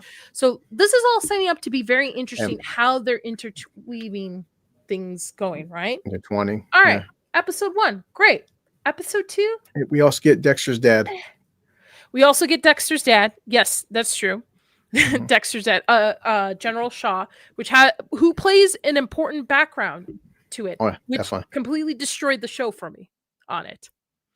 So episode 2, Charlotte and Will navigate their new life in Derry. So Charlotte is Leroy's wife, comes in with Will. They're moving into Derry. Charlotte also finds that there's something off about Derry, right? And it's always been throughout the books that there's almost a curse to Derry, that adults ignore what's going on, right? They don't interfere. At one point, she sees a kid getting beaten up, and she runs across the street to stop it, and nobody else is helping, right? She's also a Black woman in the 60s, right? We're in the 60s. Yeah, 62. Moving into a basically almost all white town too. Yeah. So obviously there's plus they're outside, because people that don't live in Derry, they are seeing stuff, because people, it's basically like if you are in Derry, you become immune to this shit. People that are not from Derry, like, what the fuck is going on? Like it's almost like the Derry curse. It doesn't really have that hold on people that are just moving into the area too. Niet said episode 1 is great, but they blew their load with the theater massacre. Had to go anywhere after. Hard to go anywhere after that. That's why we had a Scooby-Doo shenanigans in episode 3. I agree. I'm pretty on par with Niet with this. I think they've really screwed the pooch on this. I think we could have had a very interesting storytelling of the black spot. The black spot doesn't make sense at this point. Will is supposed to be, in a sense, burned in there in the book, and Leroy is supposed to pull him out. So he's going to be burned as a child in there. Doesn't make sense. Black spot's supposed to be for adults, black African, airmen who were looking for a place to hang out and didn't wanted to feel like the segregation going on in Derry. So they got the black spot to have it. But yeah, got to go back to her, but keep up the good work, Nia and Chris. Wish I could join you. All good. Hey, boy, all good, Niet. As I said earlier, watch his video. He did the episode 1 2 breakdown, and fucking fantastic. Jake or Sketch, if one of you are can you drop Niet's video, please, in the chat for me? Anyway, I watched his video. I started noticing Easter eggs after watching Niet's video. Like, yeah, but episode 1 and 2 does have so many Easter eggs peppered into the Stephen King lore. Episode 3 is where I have the biggest issues with, because episode 3, I can see that. First of all, we learned that General Shaw was a child in Derry who actually met Pennywise at some point. Everybody thinks the carnival dude so Shaw as a kid goes to a carnival with his dad. He sees like a Skeletor old man. Everybody thinks that's Pennywise. I think that's actually a Skeletor old man. I think Pennywise just took the form of him in the woods as he's going in the woods and to scare him, because that's what fears him the most, right? So General Shaw sees Pennywise as a kid and then leaves Derry because his dad is in the military and they're hopping base to base, but yet remembers that he interacted with this entity and that this entity is in Derry. That makes no fucking sense according to the lore, because once you leave Derry, especially as an adult, you forget everything. It's why in chapter 2, the losers come back to Derry and then they're starting to remember their childhood. This is common in the book too. You're not supposed to know, because it's almost like you're in a brain fog when you're in Derry, and then when you leave, it just leaves and you just forget everything. So there's no way Shaw would remember that he met Pennywise unless he was still in Derry growing up. Similar to chapter 2, Mike's story, right? Mike's the only one that doesn't leave for Derry. That's why he remembers everybody, and that's why when they are coming back, it doesn't make sense. Well, it doesn't make sense. Isn't that the point? But so Shaw sees Pennywise when he's in Derry, but then he moves away for military reasons. But then when he comes back, then he starts remembering stuff again once he comes back. So the whole 50 years he was gone, he didn't remember Pennywise until he came back to Derry. But why would he come back to Derry? Derry's not a military. The whole reason they're there is to find the entity. There's no base that's already been established there. The whole point of them being there is to find it. So that means he would have to remember as an adult while he is out from Derry that this thing lives there. That's a lore breaking. Well, I don't fuck with that shit. Isn't that the point of Halligan? Because he's got his shiny ability? Isn't he telling him that Pennywise is there? I mean, because we haven't had explained yet, to my knowledge. Mike, the reason why he's an adult and still knows that Pennywise is there because he experiences it as a kid, and then stays in Derry, so he has those memories. It doesn't seem like lore I agree with you, Master. It doesn't seem like lore matters. Okay, so that's one break. I laughed because episode 3 opens up with Shaw's background story of him meeting Pennywise and then meeting Rose, who's a Native American on the grounds, whose tribe has been there since the beginning of time for Maine, and who's dealt with the entity, and she's the one that warns him and saves him, right? With the what are they called? I don't remember what it is. The little weapon that she has, slingshot. Oh yeah. She saves Shaw as a kid. They form a friendship. Shaw leaves, right? Yeah. So her tribe is the one that protects the lands, making sure that, and we're going to get into why Pennywise can't leave Derry. Yeah. It just doesn't make sense. But it opened up episode 3 with that. I believe it's episode 3 with that. And I laughed so hard. I'm like, what? This doesn't make sense. The whole point is that adults are not supposed to really know that Pennywise exists. He feeds on children. It's because that children can give the most fear, right? Yeah. Seasoned the best in a sense. Great. All right, I'll give it. The Scooby-Doo event in the during this time too, the kids have decided that because Ronnie's father is taking the hit for the massacre at the theater, which by the way, they made a point to say they didn't find any bodies. They just found a bunch of blood. Didn't find any bodies. That her dad is being arrested, going to be sent to Shawshank. So they're limited time. Lily already has been sent back to Jupiter Hill, which she meets a woman, which we're going to get into her. I think there's 2 theories about her that I find very interesting. And Lily has decided, why don't we get a picture? Why don't we get a photo? Why don't we get a photo of Pennywise, what's going on? And they team up with the other 2, Will and the other boy, which I think is Rich, right? Yeah, because there's the same name as the Losers Club. And they go to the cemetery. They have a seance kind of ish. And then we get this Scooby-Doo action of these kids being chased around by ghosts of Teddy and Susie, which looked so bad. So yeah, bad. I agree. Horror with Nads, make sure you don't visit Pennywise the clown in Derry. Yes. I have Pennywise. He's right here. I'm a huge It fan. Like, I have the book and stuff, and yeah. The bike chase. So the bike chase looks awful, right? And there are a couple of things that I have problems with this, because I watched the behind the scenes, like 10-minute segment that comes on after every episode, and they will show you that they use a lot of practical effects. For instance, episode 2, when Ronnie is in her room and she is visited by Pennywise disguised as her mom, because Ronnie's guilt is that her mom died during childbirth, so she blames herself. Yeah. If you watch the behind the scenes, that's all done in practical. They built the monster and everything. Yet somehow, when it comes to screen, it looks CGI to me. I don't know if it's a filter they add. I don't know if it's the lighting they use, but it looks bad. And it's similar to, there's a scene where Halloran is in Pennywise's, not mind, but lair, some kind of area. And he sees his floating grandmother come down to her, and it looks really bad. It looks like CGI. Demon baby, I'll give it a pass, right? Because it's a demon baby. Fine. But a lot of the practical effects, I don't know if it's just that they just too much in post that they're fucking with it, but it looks bad. It looks really bad. And the ghost chasing scene in the cemetery looks like it's a set.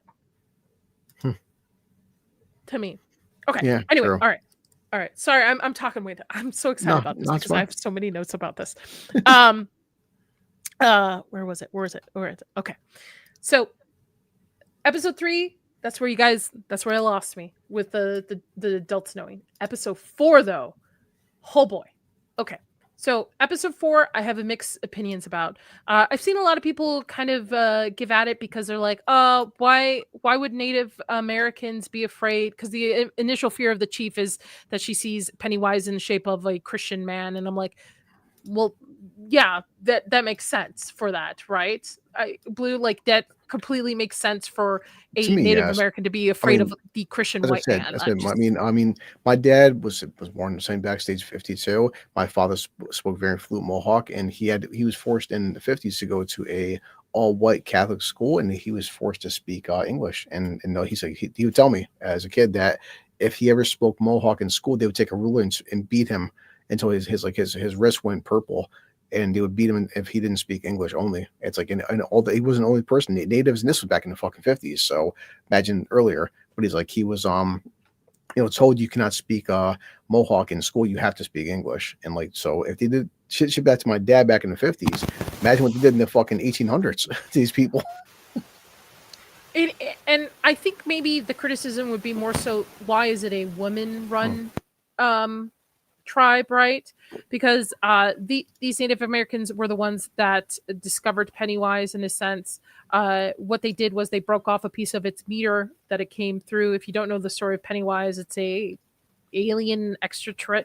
Like he's a big deal in the Dark Tower 2 as well series. Yeah. Stephen King. It all matches. But he lands on Earth in a meteorite. He's released, and what they do is they take a piece of it, and with them keeping it with their tribe, they're able to in a sense have an agreement with Pennywise. Like Pennywise won't fuck with them, and they won't fuck with Pennywise. They'll stay out of the western woods. But then when the white man shows up and they don't listen to the tribe, they get eaten by Pennywise, which makes them stronger.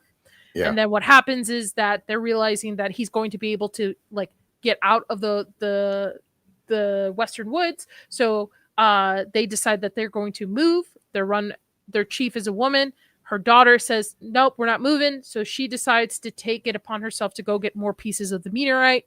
Yeah. Chaos ensues. They do eventually get pieces of the meteorite. And what they do is they bury it around Derry to create a border in which Pennywise can't leave. And this is what the military is looking for, because they want to control Pennywise for military use.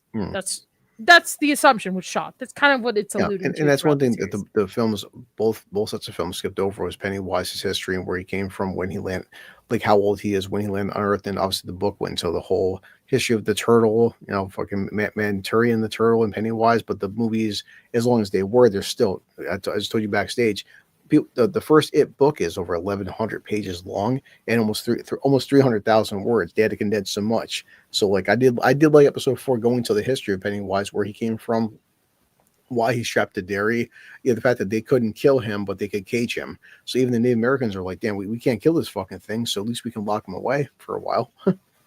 Yeah, I'll tell you exactly the timeline. I got it. I got you, boo. So the entity, prehistoric, millions of years ago, the entity that will become it crashes to Earth in an asteroid impact on what will later be northern Maine. This is actually page 11 and 1015, just to reference. Its true form, the deadlights. So it arrives from the outside of the universe, the natural opposite of Matroon. It's the turtle. The turtle's a big deal. Listen. If you haven't read the Dark Tower series, I'm not gonna. Yeah, Matt Turn. Thank you. I'm not gonna ruin it for you, because I'm actually gonna start rereading the Dark Tower series. I've only read like the first 3 books, I think, so I want to finish it. But it's a big deal. This turtle is a big deal. So I'm gonna butcher this. The Micmac tribe. Mikmaq, yes, performs the first smoke hold ritual of Chud, imprisoning it beneath the future site of Derry.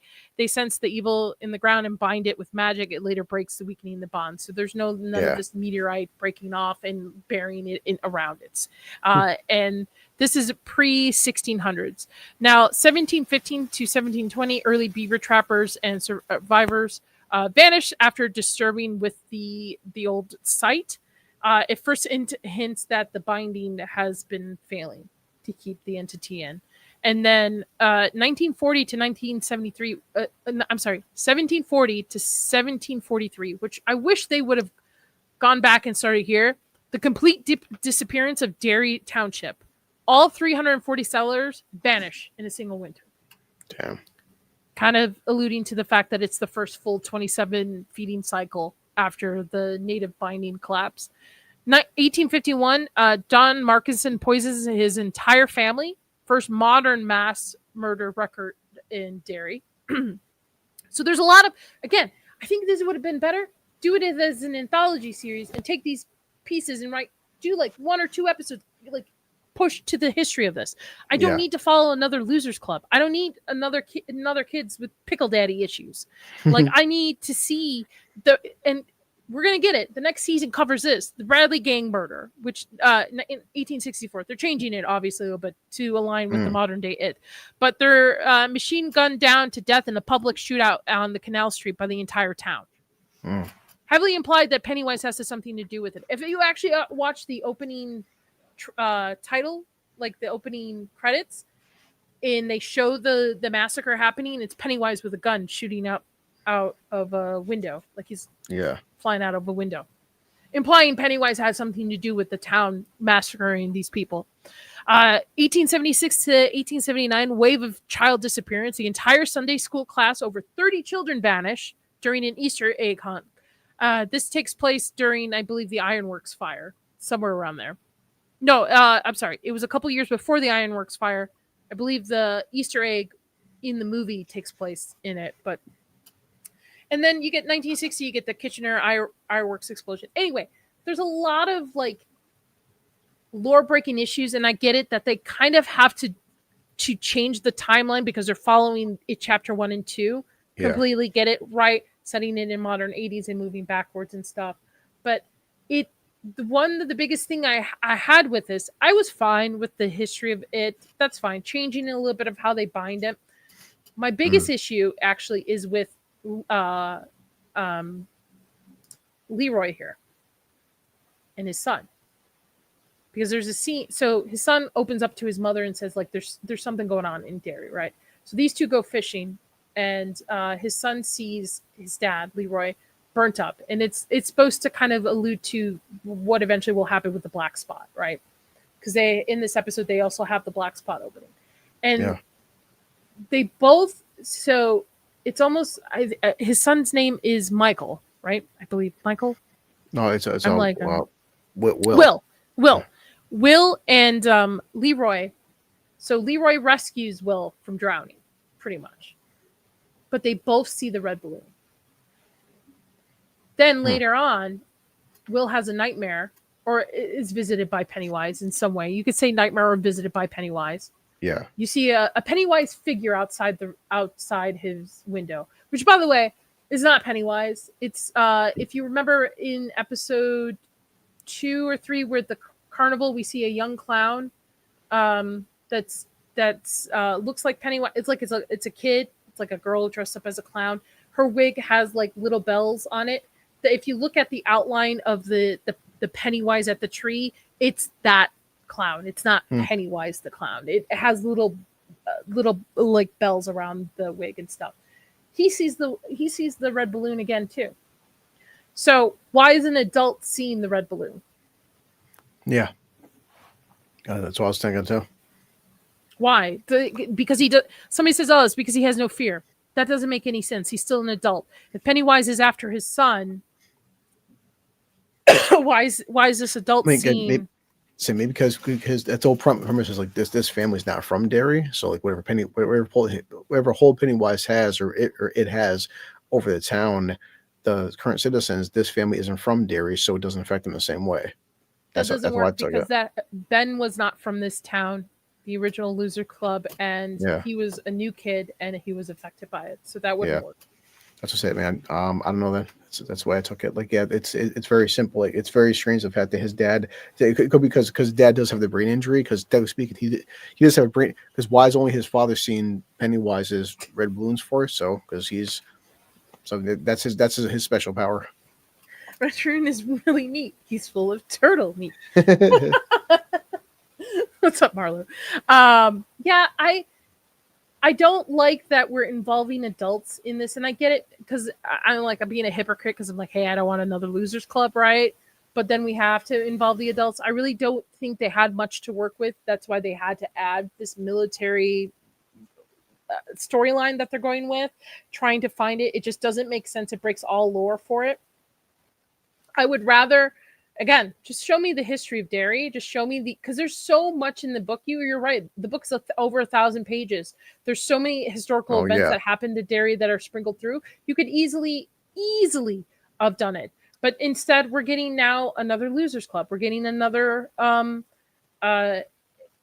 this woman, my other theory. Okay, theory number 2. Sketch, you ready? Theory number 2. This woman with Lily. So she is a nurse at the Juniper Hill, right?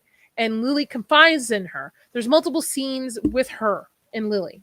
So I have 2 theories. One, Lily's seeing shit. This woman, nobody else can see it. This is just a woman figment of Lily's trauma, and she's just seeing this person. Yeah. Okay. Second theory I have is this is Pennywise's daughter. Follow me. Please follow me. There is in the next episode, I think Lily is going through a book, and you see young Bill Skarsgård as Pennywise. We're supposed to get flashbacks to Pennywise in the carnival too. I actually think she is the young girl that's dressed up as a clown who actually shows up at the Holland house in the corner. It would make sense, right? that Pennywise might have somebody that's working with him, maybe. Or the other reason I say this is that this woman, every time she sees Lily, she keeps pushing Lily to be like, yeah, kids, you should investigate. You should stick together. And that's what Pennywise wants, right? In a sense, like a meal served up. So that's my two theories. Either he is in some way like Pennywise's daughter, or had an experience with the original Pennywise, right? In chapter 2, we see Beth have a flashback to Bill Skarsgård as the Pennywise, where he's putting on the makeup and stuff. We also have her trauma dealing with a woman in her apartment saying, my father. They use that line a little bit, but she also mentions her father in almost the same kind of tone. So really think this woman's working with Pennywise in some capacity, or she's a figment of Lily's imagination. What do you think, Blue? It's a good fan theory because it's a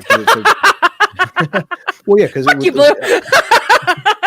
Well, it's interesting because we did see like the quick shot of Pennywise, but that didn't look like Skarsgård at all. So it's like, what version of that is that right there? So I'm like, but also being can Pennywise make a daughter? I mean, that was never into the lore in the movie. So there's a lot of lore breaking here, but yeah, who knows?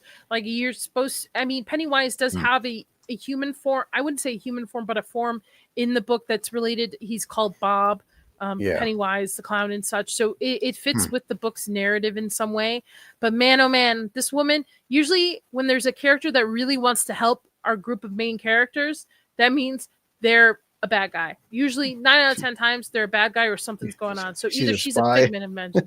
She is, or she's a figment. And I really think she is the clown that's dressed up in the one scene where it's the younger clown with, because I don't think that's Pennywise that we see on the tree. It's a very alarming jump scare. I will say it did get me.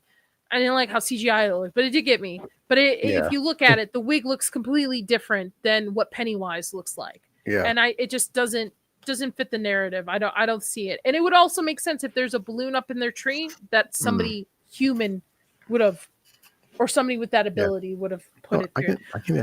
I'm gonna ask ChatGPT, like, how come the adults could see the balloon? And see what it's ChatGPT just says. Leroy so far in the series. Yeah. And I think the other individual, if you watch it, chapter 2, the opening of the couple that, the gay couple that the one gets killed, one of them does see a bunch of red balloons, but at that point, Pennywise has made himself an appearance. I also think it's indicated in chapter 2 in the movie, the reason why, and I think his name is Andy or Anthony, the reason why Pennywise eats that adult versus going after a child is that he's now coming back after 27 years of being in hibernation in a sense, so he's just munching on whatever he can find. Yeah, really. Whatever fear he can put through. Let's see.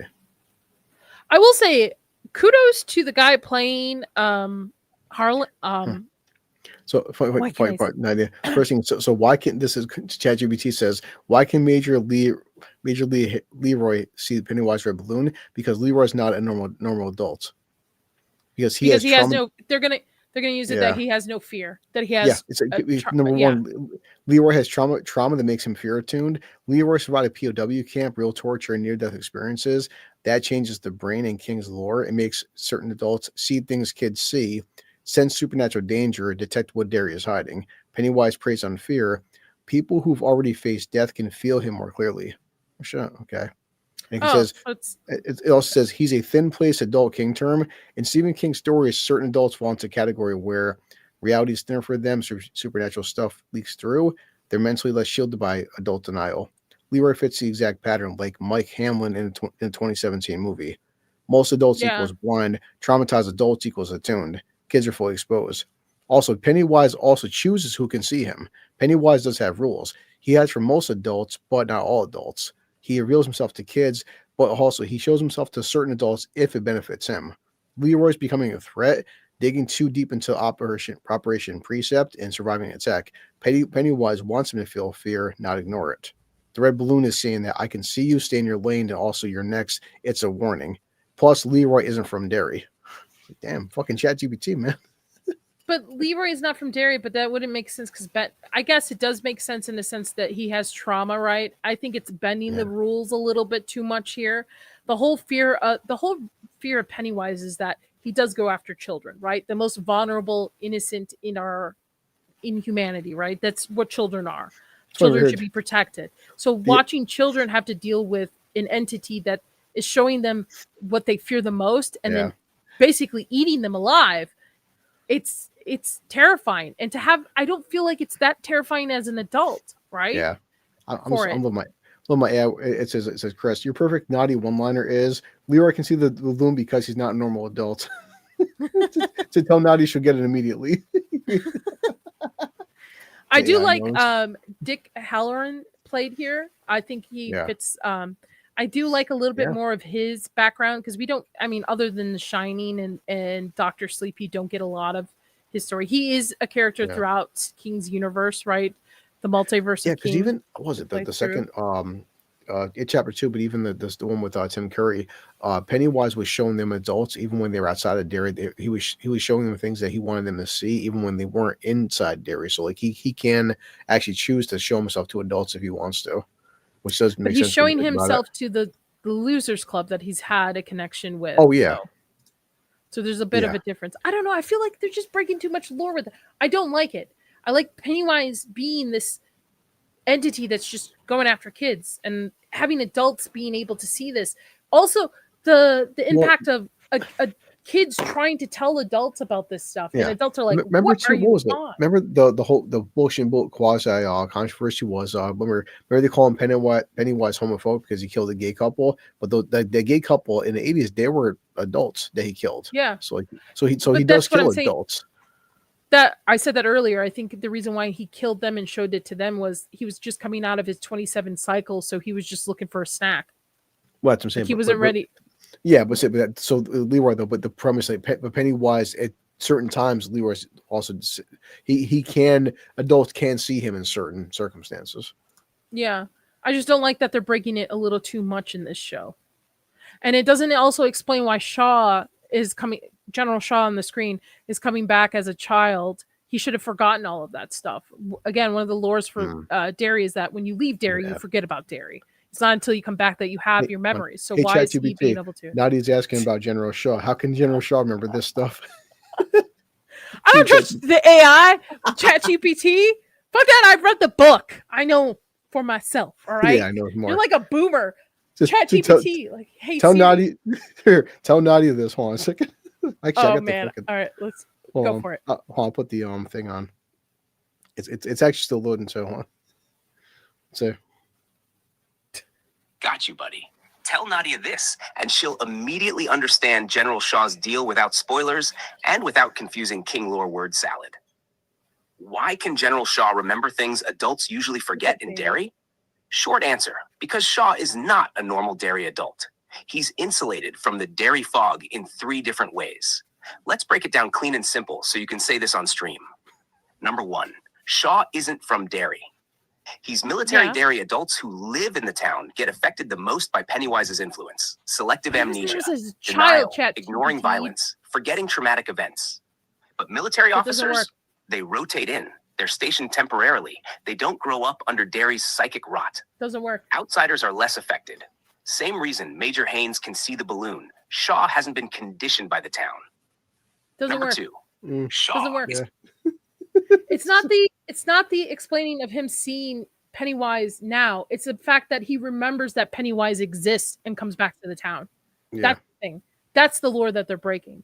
And that doesn't make any sense. It doesn't. Anyway, I'm going to continue to watch this show. 100%. ChatGPT explaining to you. Fuck ChatGPT. It doesn't know. It doesn't know. And besides, ChatGPT is also pulling from everybody else who's reviewed and all the articles and stuff like that. That's how they're pulling this shit together. This is 5.1. So somebody out there has really bad theories going on. That's my opinion. It's taking over. I'm over it. I'm over it. I'm over it. Anyway, I think the last episode again, one of the lores part of Operation Precept. Sorry. A classified investigation. Jesus Christ, Blue. We're 4 episodes in. We're midway through, and then the last episode with the snail eyes. That I was like, I'm out. So one of the girls who's late to the game that was awesome. Who's actually betraying Lily she sees a documentary about snails that get this parasite that makes their eyes like bigger so that prey can eat them. And thanks, Jim. And she has the experience happen to her where her eyes bulge out, and then she tries to saw off her eyes. Nobody's gonna do that. I can understand the bludgeoning, like trying to cut it off, but to really honestly use a saw to go through, come on. And she's gonna end up being part of it because if you've seen the trailers for it. But yeah, I think this show just too much lore breaking and too much Scooby-Doo and too much like it doesn't know what it wants to do. And I think the problem is because the movies don't follow the original timeline, they're having to kind of skirt around things. Because right now, what they're leading to is the black spot, which is going to happen. So the main Legion of White Decency, the KKK offshoot of Derry, burns the black soldiers in the nightclub to the ground while it's packed. So Will, Mike's father, survives and tells the story. Yeah. Multiple survivors see the clown laughing in flames with a giant bird and balloons. It feeds on the racist terror. This is one of the 3 most horrific events in the book. Will is older. Will is a child now. So they're going to have to alter it in some way because Leroy is the one that pulls Will out of it. What's up, Bobby? I'm laughing because I gotta share this screenshot with Goodwin because I feel Goodwin will laugh because Nadia fucking is listen to this shit, hero. Haha. Tell Nadia to slow her clown ass down and tell me what part she thinks is wrong so I can fix it or explain it properly. Because right now I'm answering blind. Suck a big one. Suck a big Pennywise one. A big Pennywise one, man. Tell Nadia slow her clown ass down. Slow my clone ass down. You don't know what you're talking about, ChatGPT. You see, that's where Goodwin's typing his shit right now. Yeah, Goodwin's gonna be like, that's the clip of the year. He's gonna have that on replay. But you see what I mean? It doesn't make sense for what they're doing because Halloran here, he's being used by the military to find Pennywise, and he's also getting whatever he wants. So he's the one that asked Shaw, like, hey, we want somewhere to hang out that we're not prejudiced against and stuff. So that's where we get the black spot opening up. Another cool thing I learned too when I was rewatching was there's a scene where Halloran is outside of Black Spot and he sees his grandmother in the distance, and she tells him to basically keep a lid on it. And I think that's her way of saying, how do I say this? Like, make sure that nobody can get in there, right? Make sure that it's also comparing to in Dr. Sleep, where if you watch the movie, I'm going to use the movie as the reference, but Halloran gives, Jesus Christ, why can't I remember the kid's name from The Shining? Danny. Gives Danny a box in a sense to say, like, use this box to put all your fears, your doubts, like everything, monsters, entities, whatever, into it. And I think that's what she's referencing because he says, like, in The Shining, he says, me and my grandmother, we used to be able to speak without talking. We used, she had the shine too, in a sense. And that's where he learned it from. So I think her saying like, hey, keep the lid on it is like, hey, keep a lid on that box that you have because this entity, because Pennywise now is dealing with somebody that is entering in his territory for it. So I feel like the Halloran storyline is worth watching, but everything else, nah. Yeah. I mean, overall, I was telling my friend and her mother, it's like prequels. Prequels are hard because, as you said, Nadia, before, the thing is, in a sense, none of these characters matter because none of them can defeat Pennywise. So it's like, at least they're exploring new ideas. I do like the premise of, like, man, what if the government and military actually knew about Pennywise? Like, hey, because the first thing they would say is like, hey, guys, instead of killing this thing, how can we weaponize it? But the thing that doesn't happen in the book, this is a completely new storyline for it. The military doesn't know about Pennywise or wants to militarize it too. I agree. I mean, I know you got to take some liberties with it, right? Because you can't put everything in the book on the screen. And I think, again, I go back to my idea, and I wish they would have done it where they would have made it an anthology. Like, let's focus on the bigger things, the disappearing of Derry's township, the fire at the Black Spot, the ironworks fire, and the disappearance of 80 kids. And then we get into the Losers Club, right? I can't see them. In the Bradley Gang massacre too, which we see the car in this, right? It's in a sense like a token for them to be able to find closer to it. And the Pennywise lore is scary, but look at this. Doesn't this look like a set? Yeah. This Definitely. looks like a soundstage. It's really bad, Yeah. guys. Like, get it together, folks. Yeah. It's not, yeah. It's got, got some flaws, but overall, like I said, overall, I mean, some of these episodes they're like an hour and 2 minutes long, but there is between like the military storyline, the kids, and there's a lot going on there too. The adults, the whole history of Derry, like the Native American folklore, because that's what was said before. They never the movies never explain like obviously the fucking magnificent space turtle and how Pennywise first landed on Earth, and I did like the whole Native American backstory of like where it came from, how long it's been around for, how it got stronger, and like there's so much more you could do with this lore. And as people said in chat, like Bobby said like the Pennywise lore is generally scary. One thing the films never delved upon is like, man, there is a lot more stuff going on than even the movies. If you want to get into the whole Stephen King Pennywise lore. We've talked about it today with the Bradley gang, the wave of children disappearance, a whole township disappearing. This is all because of Pennywise is doing. And there's so much that they could have built upon. I'm going to finish the series. And I think what I'm going to do is wait till the series is end to give a final like stream review. We'll go into the breakdown.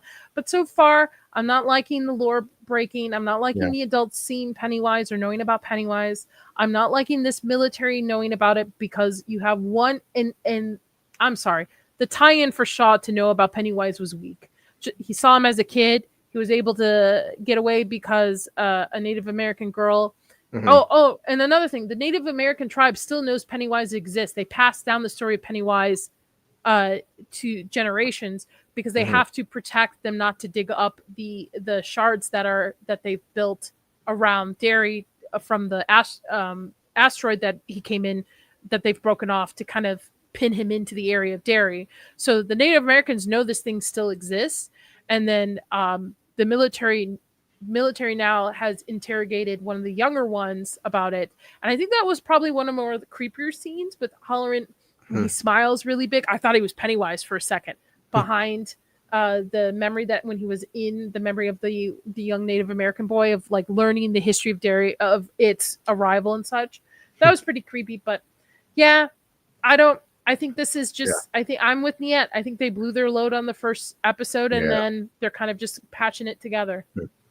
I think it may come down to one of the shows where it's like you watch 8 episodes, you tell yourself, you know what, then I didn't hate this, but maybe out of 8 episodes, they could have shaved down to like 4.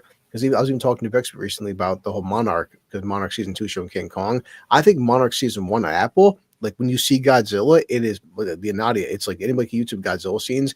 It is just as fantastic as the movie. But the problem is, out of a 1-hour episode, Godzilla's in it for 30 seconds. So you have to get through an entire hour to get to Godzilla. And you're like, oh, pass. I think I watched the first episode and I was like, this is not, I'm not intrigued. But Kurt Russell his scenes are very good. So like, I feel like Monarch, you could shave that down to a very good 2.5 episode show. But the problem is Monica. So that this could be the same thing. I have 8 episodes. You know what, guys? Like 8 episodes. I didn't love it, but you know what? If you edit it down to like 3.5, it might actually be a pretty good show. Because so far there are good elements of the show. I'm curious to see with the last 4 episodes because we're getting Pennywise. Pennywise has been alluded to throughout the entire 4 episodes, taking different forms, right? Especially like in the grocery store scene where Lily sees Pickle Daddy. Throughout it, you'll see adults acting weird behind her. That's obviously Pennywise. A throwback to the same thing happened to Ben in It Chapter 1, where he's in the library and the librarian behind him it's Pennywise. Top of the movie theater. Remember, you see Maddie. Maddie looks down, looks up, and he's got the Pennywise 2 teeth and the white face, where it's like it's not Skarsgård, but it's Pennywise. So yeah, but now we're gonna get Skarsgård Pennywise. Yeah. Now, and I think that I will say one of the smartest things they have done is not overshot their load with Pennywise left and right. Yeah. Like they've just alluded to him and they've used other forms. Yeah. But I mean, I'm with you. I'm in 4 episodes in. There's 4 more to go. 4 more to go. I'm gonna fucking finish it. I'm gonna finish this. I actually do, and I will say I am seated every Sunday to watch this. Every Sunday night it premieres. I'm there to watch it after. We've all been guys. We've hit the era of television where listen, you may watch 10 episodes and not all 10 are bangers, but there could be sometimes 2 or 3 very good ones. But that's what I'm wondering, if my problems with episode 2 through 4, will those subside a little bit with what they're going to be doing with Pennywise with the rest of the season. Like, will I forgive it for what is to come, right? And I'm hoping so. I'm hoping it turns around a little bit, that now we actually have our villain physically in the show, and to see what the mystery lies. But I don't know. So far, I'm not very impressed, and I want it to be. I definitely think 1 and 2 are good, but I did like, as I told you before, episode 4, that lore dump. Though I did like the Native American lore dump, just because it dealt the one thing both sets of films didn't get. It shows the history of Pennywise, and I feel like at some point, if they're smart, they should show the turtle, because so far the turtle they couldn't show the turtle in the movies, but they could show the turtle in the TV show. I don't think they're going to show the turtle, because I think it's a little too far-fetched, right? I mean, I am not saying Pennywise is a real entity of existence, but it's a little bit more grounded than a big floating turtle that teaches them. Even the Ritual of Chud, that's way different in the book than what we saw in chapter 2. I mean, hell, 2 of them like bite the tongue of, I think it's either Pennywise or the turtle in some way, and it's Pennywise, and during the ritual and stuff. So like, it's King was coked out of his mind. I'm telling you. Oh, yeah. This book. Well, that's what I'm saying. But if these guys were going to show the turtle, the TV show would be the way to do it then. Yeah. Bill Chill says this show's not that bad. It is not. I will say it is not bad for what we have been getting, but I am a stickler for this kind of lore, because I love this character so much, and it is probably my 3rd favorite Stephen King book, The Stand being the first one, other than, and then probably Salem's Lot being the second one. Well, I just did not get like things. I mean, I watched the first 4 today, but like I do want to see how this ends. I want, because it's only 4 more to go. So I do, and I'm intrigued to see where they'll go with season 2 and 3. I'm really surprised they are starting with 63 and then moving their way backwards instead of starting with the front. I agree, but like. Yeah. But I think it's because they want to tie it into the Losers Club, because for people who haven't read the book, who've only seen the movies, it's member berries, right? So this is easier to digest, and then we'll move backwards. But I will say today is the anniversary that the original miniseries with Tim Curry did premiere on this date, which is pretty cool too. So it's such charm to me. When I was a kid, come on, Tim Curry scared the shit out of me. Of course, as an adult, it's cheesy, but man, when I was 10. Man, Tim Curry with the shark teeth was so iconic. Dude, I saw that way too young. My older cousin, who was a jackass, showed it to me and my sisters. And we're like, I'm talking 8, 7, 6. We're the Losers Club age, very young. And none of us wanted to go to the bathroom by ourselves. Like, one person had to be outside the door. And then like when we would have to shower as kids, right? We would like cover the drain, right? Because there's that scene in the miniseries where he comes out of the drain. Yeah. He gets Ben that he's fucking with as a kid. I think he calls him the fat boy. Maybe it's Rich or Ben. I can't remember. It's been a long time since I've seen fat boy. But yeah, but the thing is, like, the miniseries is so cheesy, but Tim Curry is what holds it together as Pennywise, right? Skarsgård too. Skarsgård's really great Pennywise from modern day. But yeah, I will. What I'll do is that we'll wait for the next 4 episodes, and I think I would like to do a like full breakdown stream with everybody who wants to join, and we'll talk about the entire series as a whole. Maybe Niet will be able to join at that point. We'll see. Hey, we've hit the point, sometimes some things are flawed, but like you said, overall, today I watched 04. I had a good time watching it. I mean, I wasn't bored. I wasn't just like, I wasn't nitpicking. I mean, like you said, we've both seen a lot worse this year. I think if I had not read the books and I've just seen the movies and had not been so immersed in King world, because I grew up reading Stephen King, and I mean, my godmother was part of his original fan club, would get the books mailed to her. She gave me my first book, which was Tommyknockers. I remember it closely. My mom was big into King too. So like, I grew up with King. I mean, I went from R.L. Stine to King real fast, like super fast. I remember watching Tommyknockers with Jimmy Smits. That fucking exactly. Like, I'm with you with the aliens. But the aliens freaked me out as a kid, because like the whole like Tommyknockers knocking at your door. Blue, I think we found it. I think we found where my fear of aliens are. I think it's because I saw the Tommyknockers movies way too young. That's probably it. We solved the case. That stupid fucking thing messed me up. That and for Cat's Eye. Remember? No, those are Sleepwalkers. Because remember the mother and her fucking son mutating. They're making love. Like, that's the cat one. Yeah. That was. King has got, and I will say I haven't really liked anything past Outsider since his recent stuff. But as much as he doesn't know sometimes how to filter, I think his story. He's a great writer. He doesn't know how to end books. So I will be intrigued because I'm going to be starting with the first book of the Dark Tower series, and I'm going to be working my way back because I read I think the first 2 or 3. I read the entire series in prison, and to his credit, not you'll get there, Nadies, but in the final book he gives a warning, which I think is pretty badass. He actually does a pause. He's like, he basically just says that, like, and not spoiling Nadia. He's just before you finish this, he's like, if you want to, stop reading now. And he just says that because no matter what the ending is, if you want, it's like you read the excerpt, but he gives a big 2-page excerpt saying that he's like, because no matter what ending he gives out, it's like people are not gonna like the ending. The ending, like any ending, is controversial, but he actually warned you ahead of time, and you'll see it, which I kind of respected it. He gives a big prologue before the final chapter. I'm like, you know what? Good on you, dude.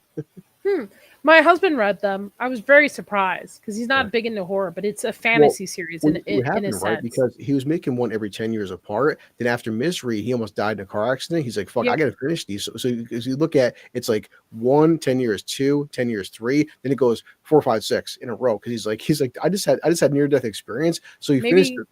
Yeah. Maybe Gurr Martin needs a near-death experience.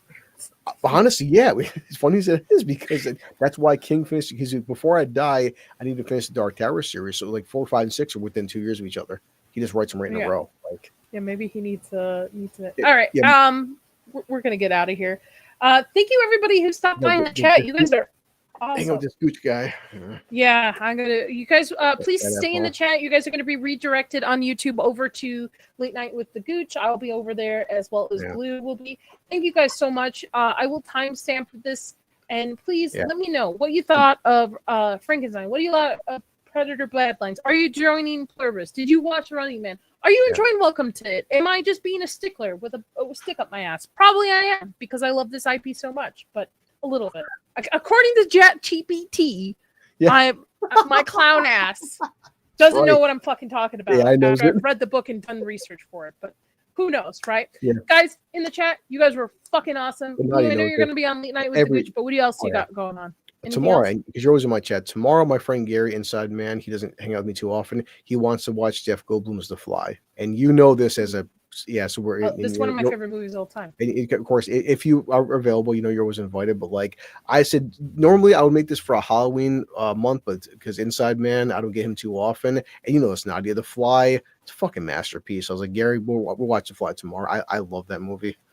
I don't like body horror a lot, but that's one of them that I pass by. It's a true love story, in my opinion. And I've seen the original, the black and white, and the black and white is as he did too because Gary's he's actually the same age as Goldblum, which is like 900. So like the thing with Gary is like, so Gary for him, he watched the original black and white Fly that fucked him up. So he goes when he watched a Jeff Goldblum film, boy, he's like, oh, that was a life changer for him, Yeah, it's. I recommend both of them. You're pixelated over here. Oh, sorry, Bobby. Am I? I think it's a whole dual streaming thing. So. Yeah, it's probably with everything going on. Sorry about that, guys. We're hanging out with this Gooch guy, unfortunately. I know. We're gonna. I'm going over to Gooch's. No stream tomorrow. Thursday, I have Ryan Erbert joining me. He did Predator Wastelands, the mockumentary movie. So he's joining me. He also released one of his new horror movies, so that'll be out. And then Friday is Stranger Things, guys. Deadpool. We're Deadpooling the characters. We got bingos. We got theories to talk about. The panel's ready, and then we're ready for the watch parties next week. Since I sent you a link, when are you doing Arachnophobia? Because I told my friend today, I was like, I will smoke weed with you and watch Arachnophobia. I know. I got to figure it out. Arachnophobia in the next few weekends. I need this weekend off. But Nani, when are you seeing Keeper? When it hits streaming, to be honest, I have a problem with Oz Perkins. No, I promise you, I will get some. I will get some edibles and fucking and watch Arachnophobia because that's fucking awesome. I promise it. I have to watch it because it's part of the charity stream. By the way, everybody, thank you so much for the charity stream last month. YouTube should be paying me out this week coming up, so I'll be able to finally do the final donation, which is honestly $1,000. $1,000 to donate, which is amazing. It's going to buy so many care packages for people. I'm so excited for it. So, all right, I will. I'll be getting back into recorded reviews. I see you, Ballerina, like Keeper, something like that. I'll probably start doing recorded reviews again. I've been slacking on that for the past years. Just Stranger Things is taking up a lot of time. They take time. That's why I'm backed up. I'm I Predator BadLands review. I recorded it. I did edit it because I'm fucking busy. Yeah, and I've got a day job and a household and stuff. So, all right, guys, you're going to be redirected over to Gooch. Please stick around, and then I'll see you guys over there. Thank you again, Blue, for joining me. This was a lot of fun. Always, tell your ChatGPT to suck it. Bye, guys. Stay smooth.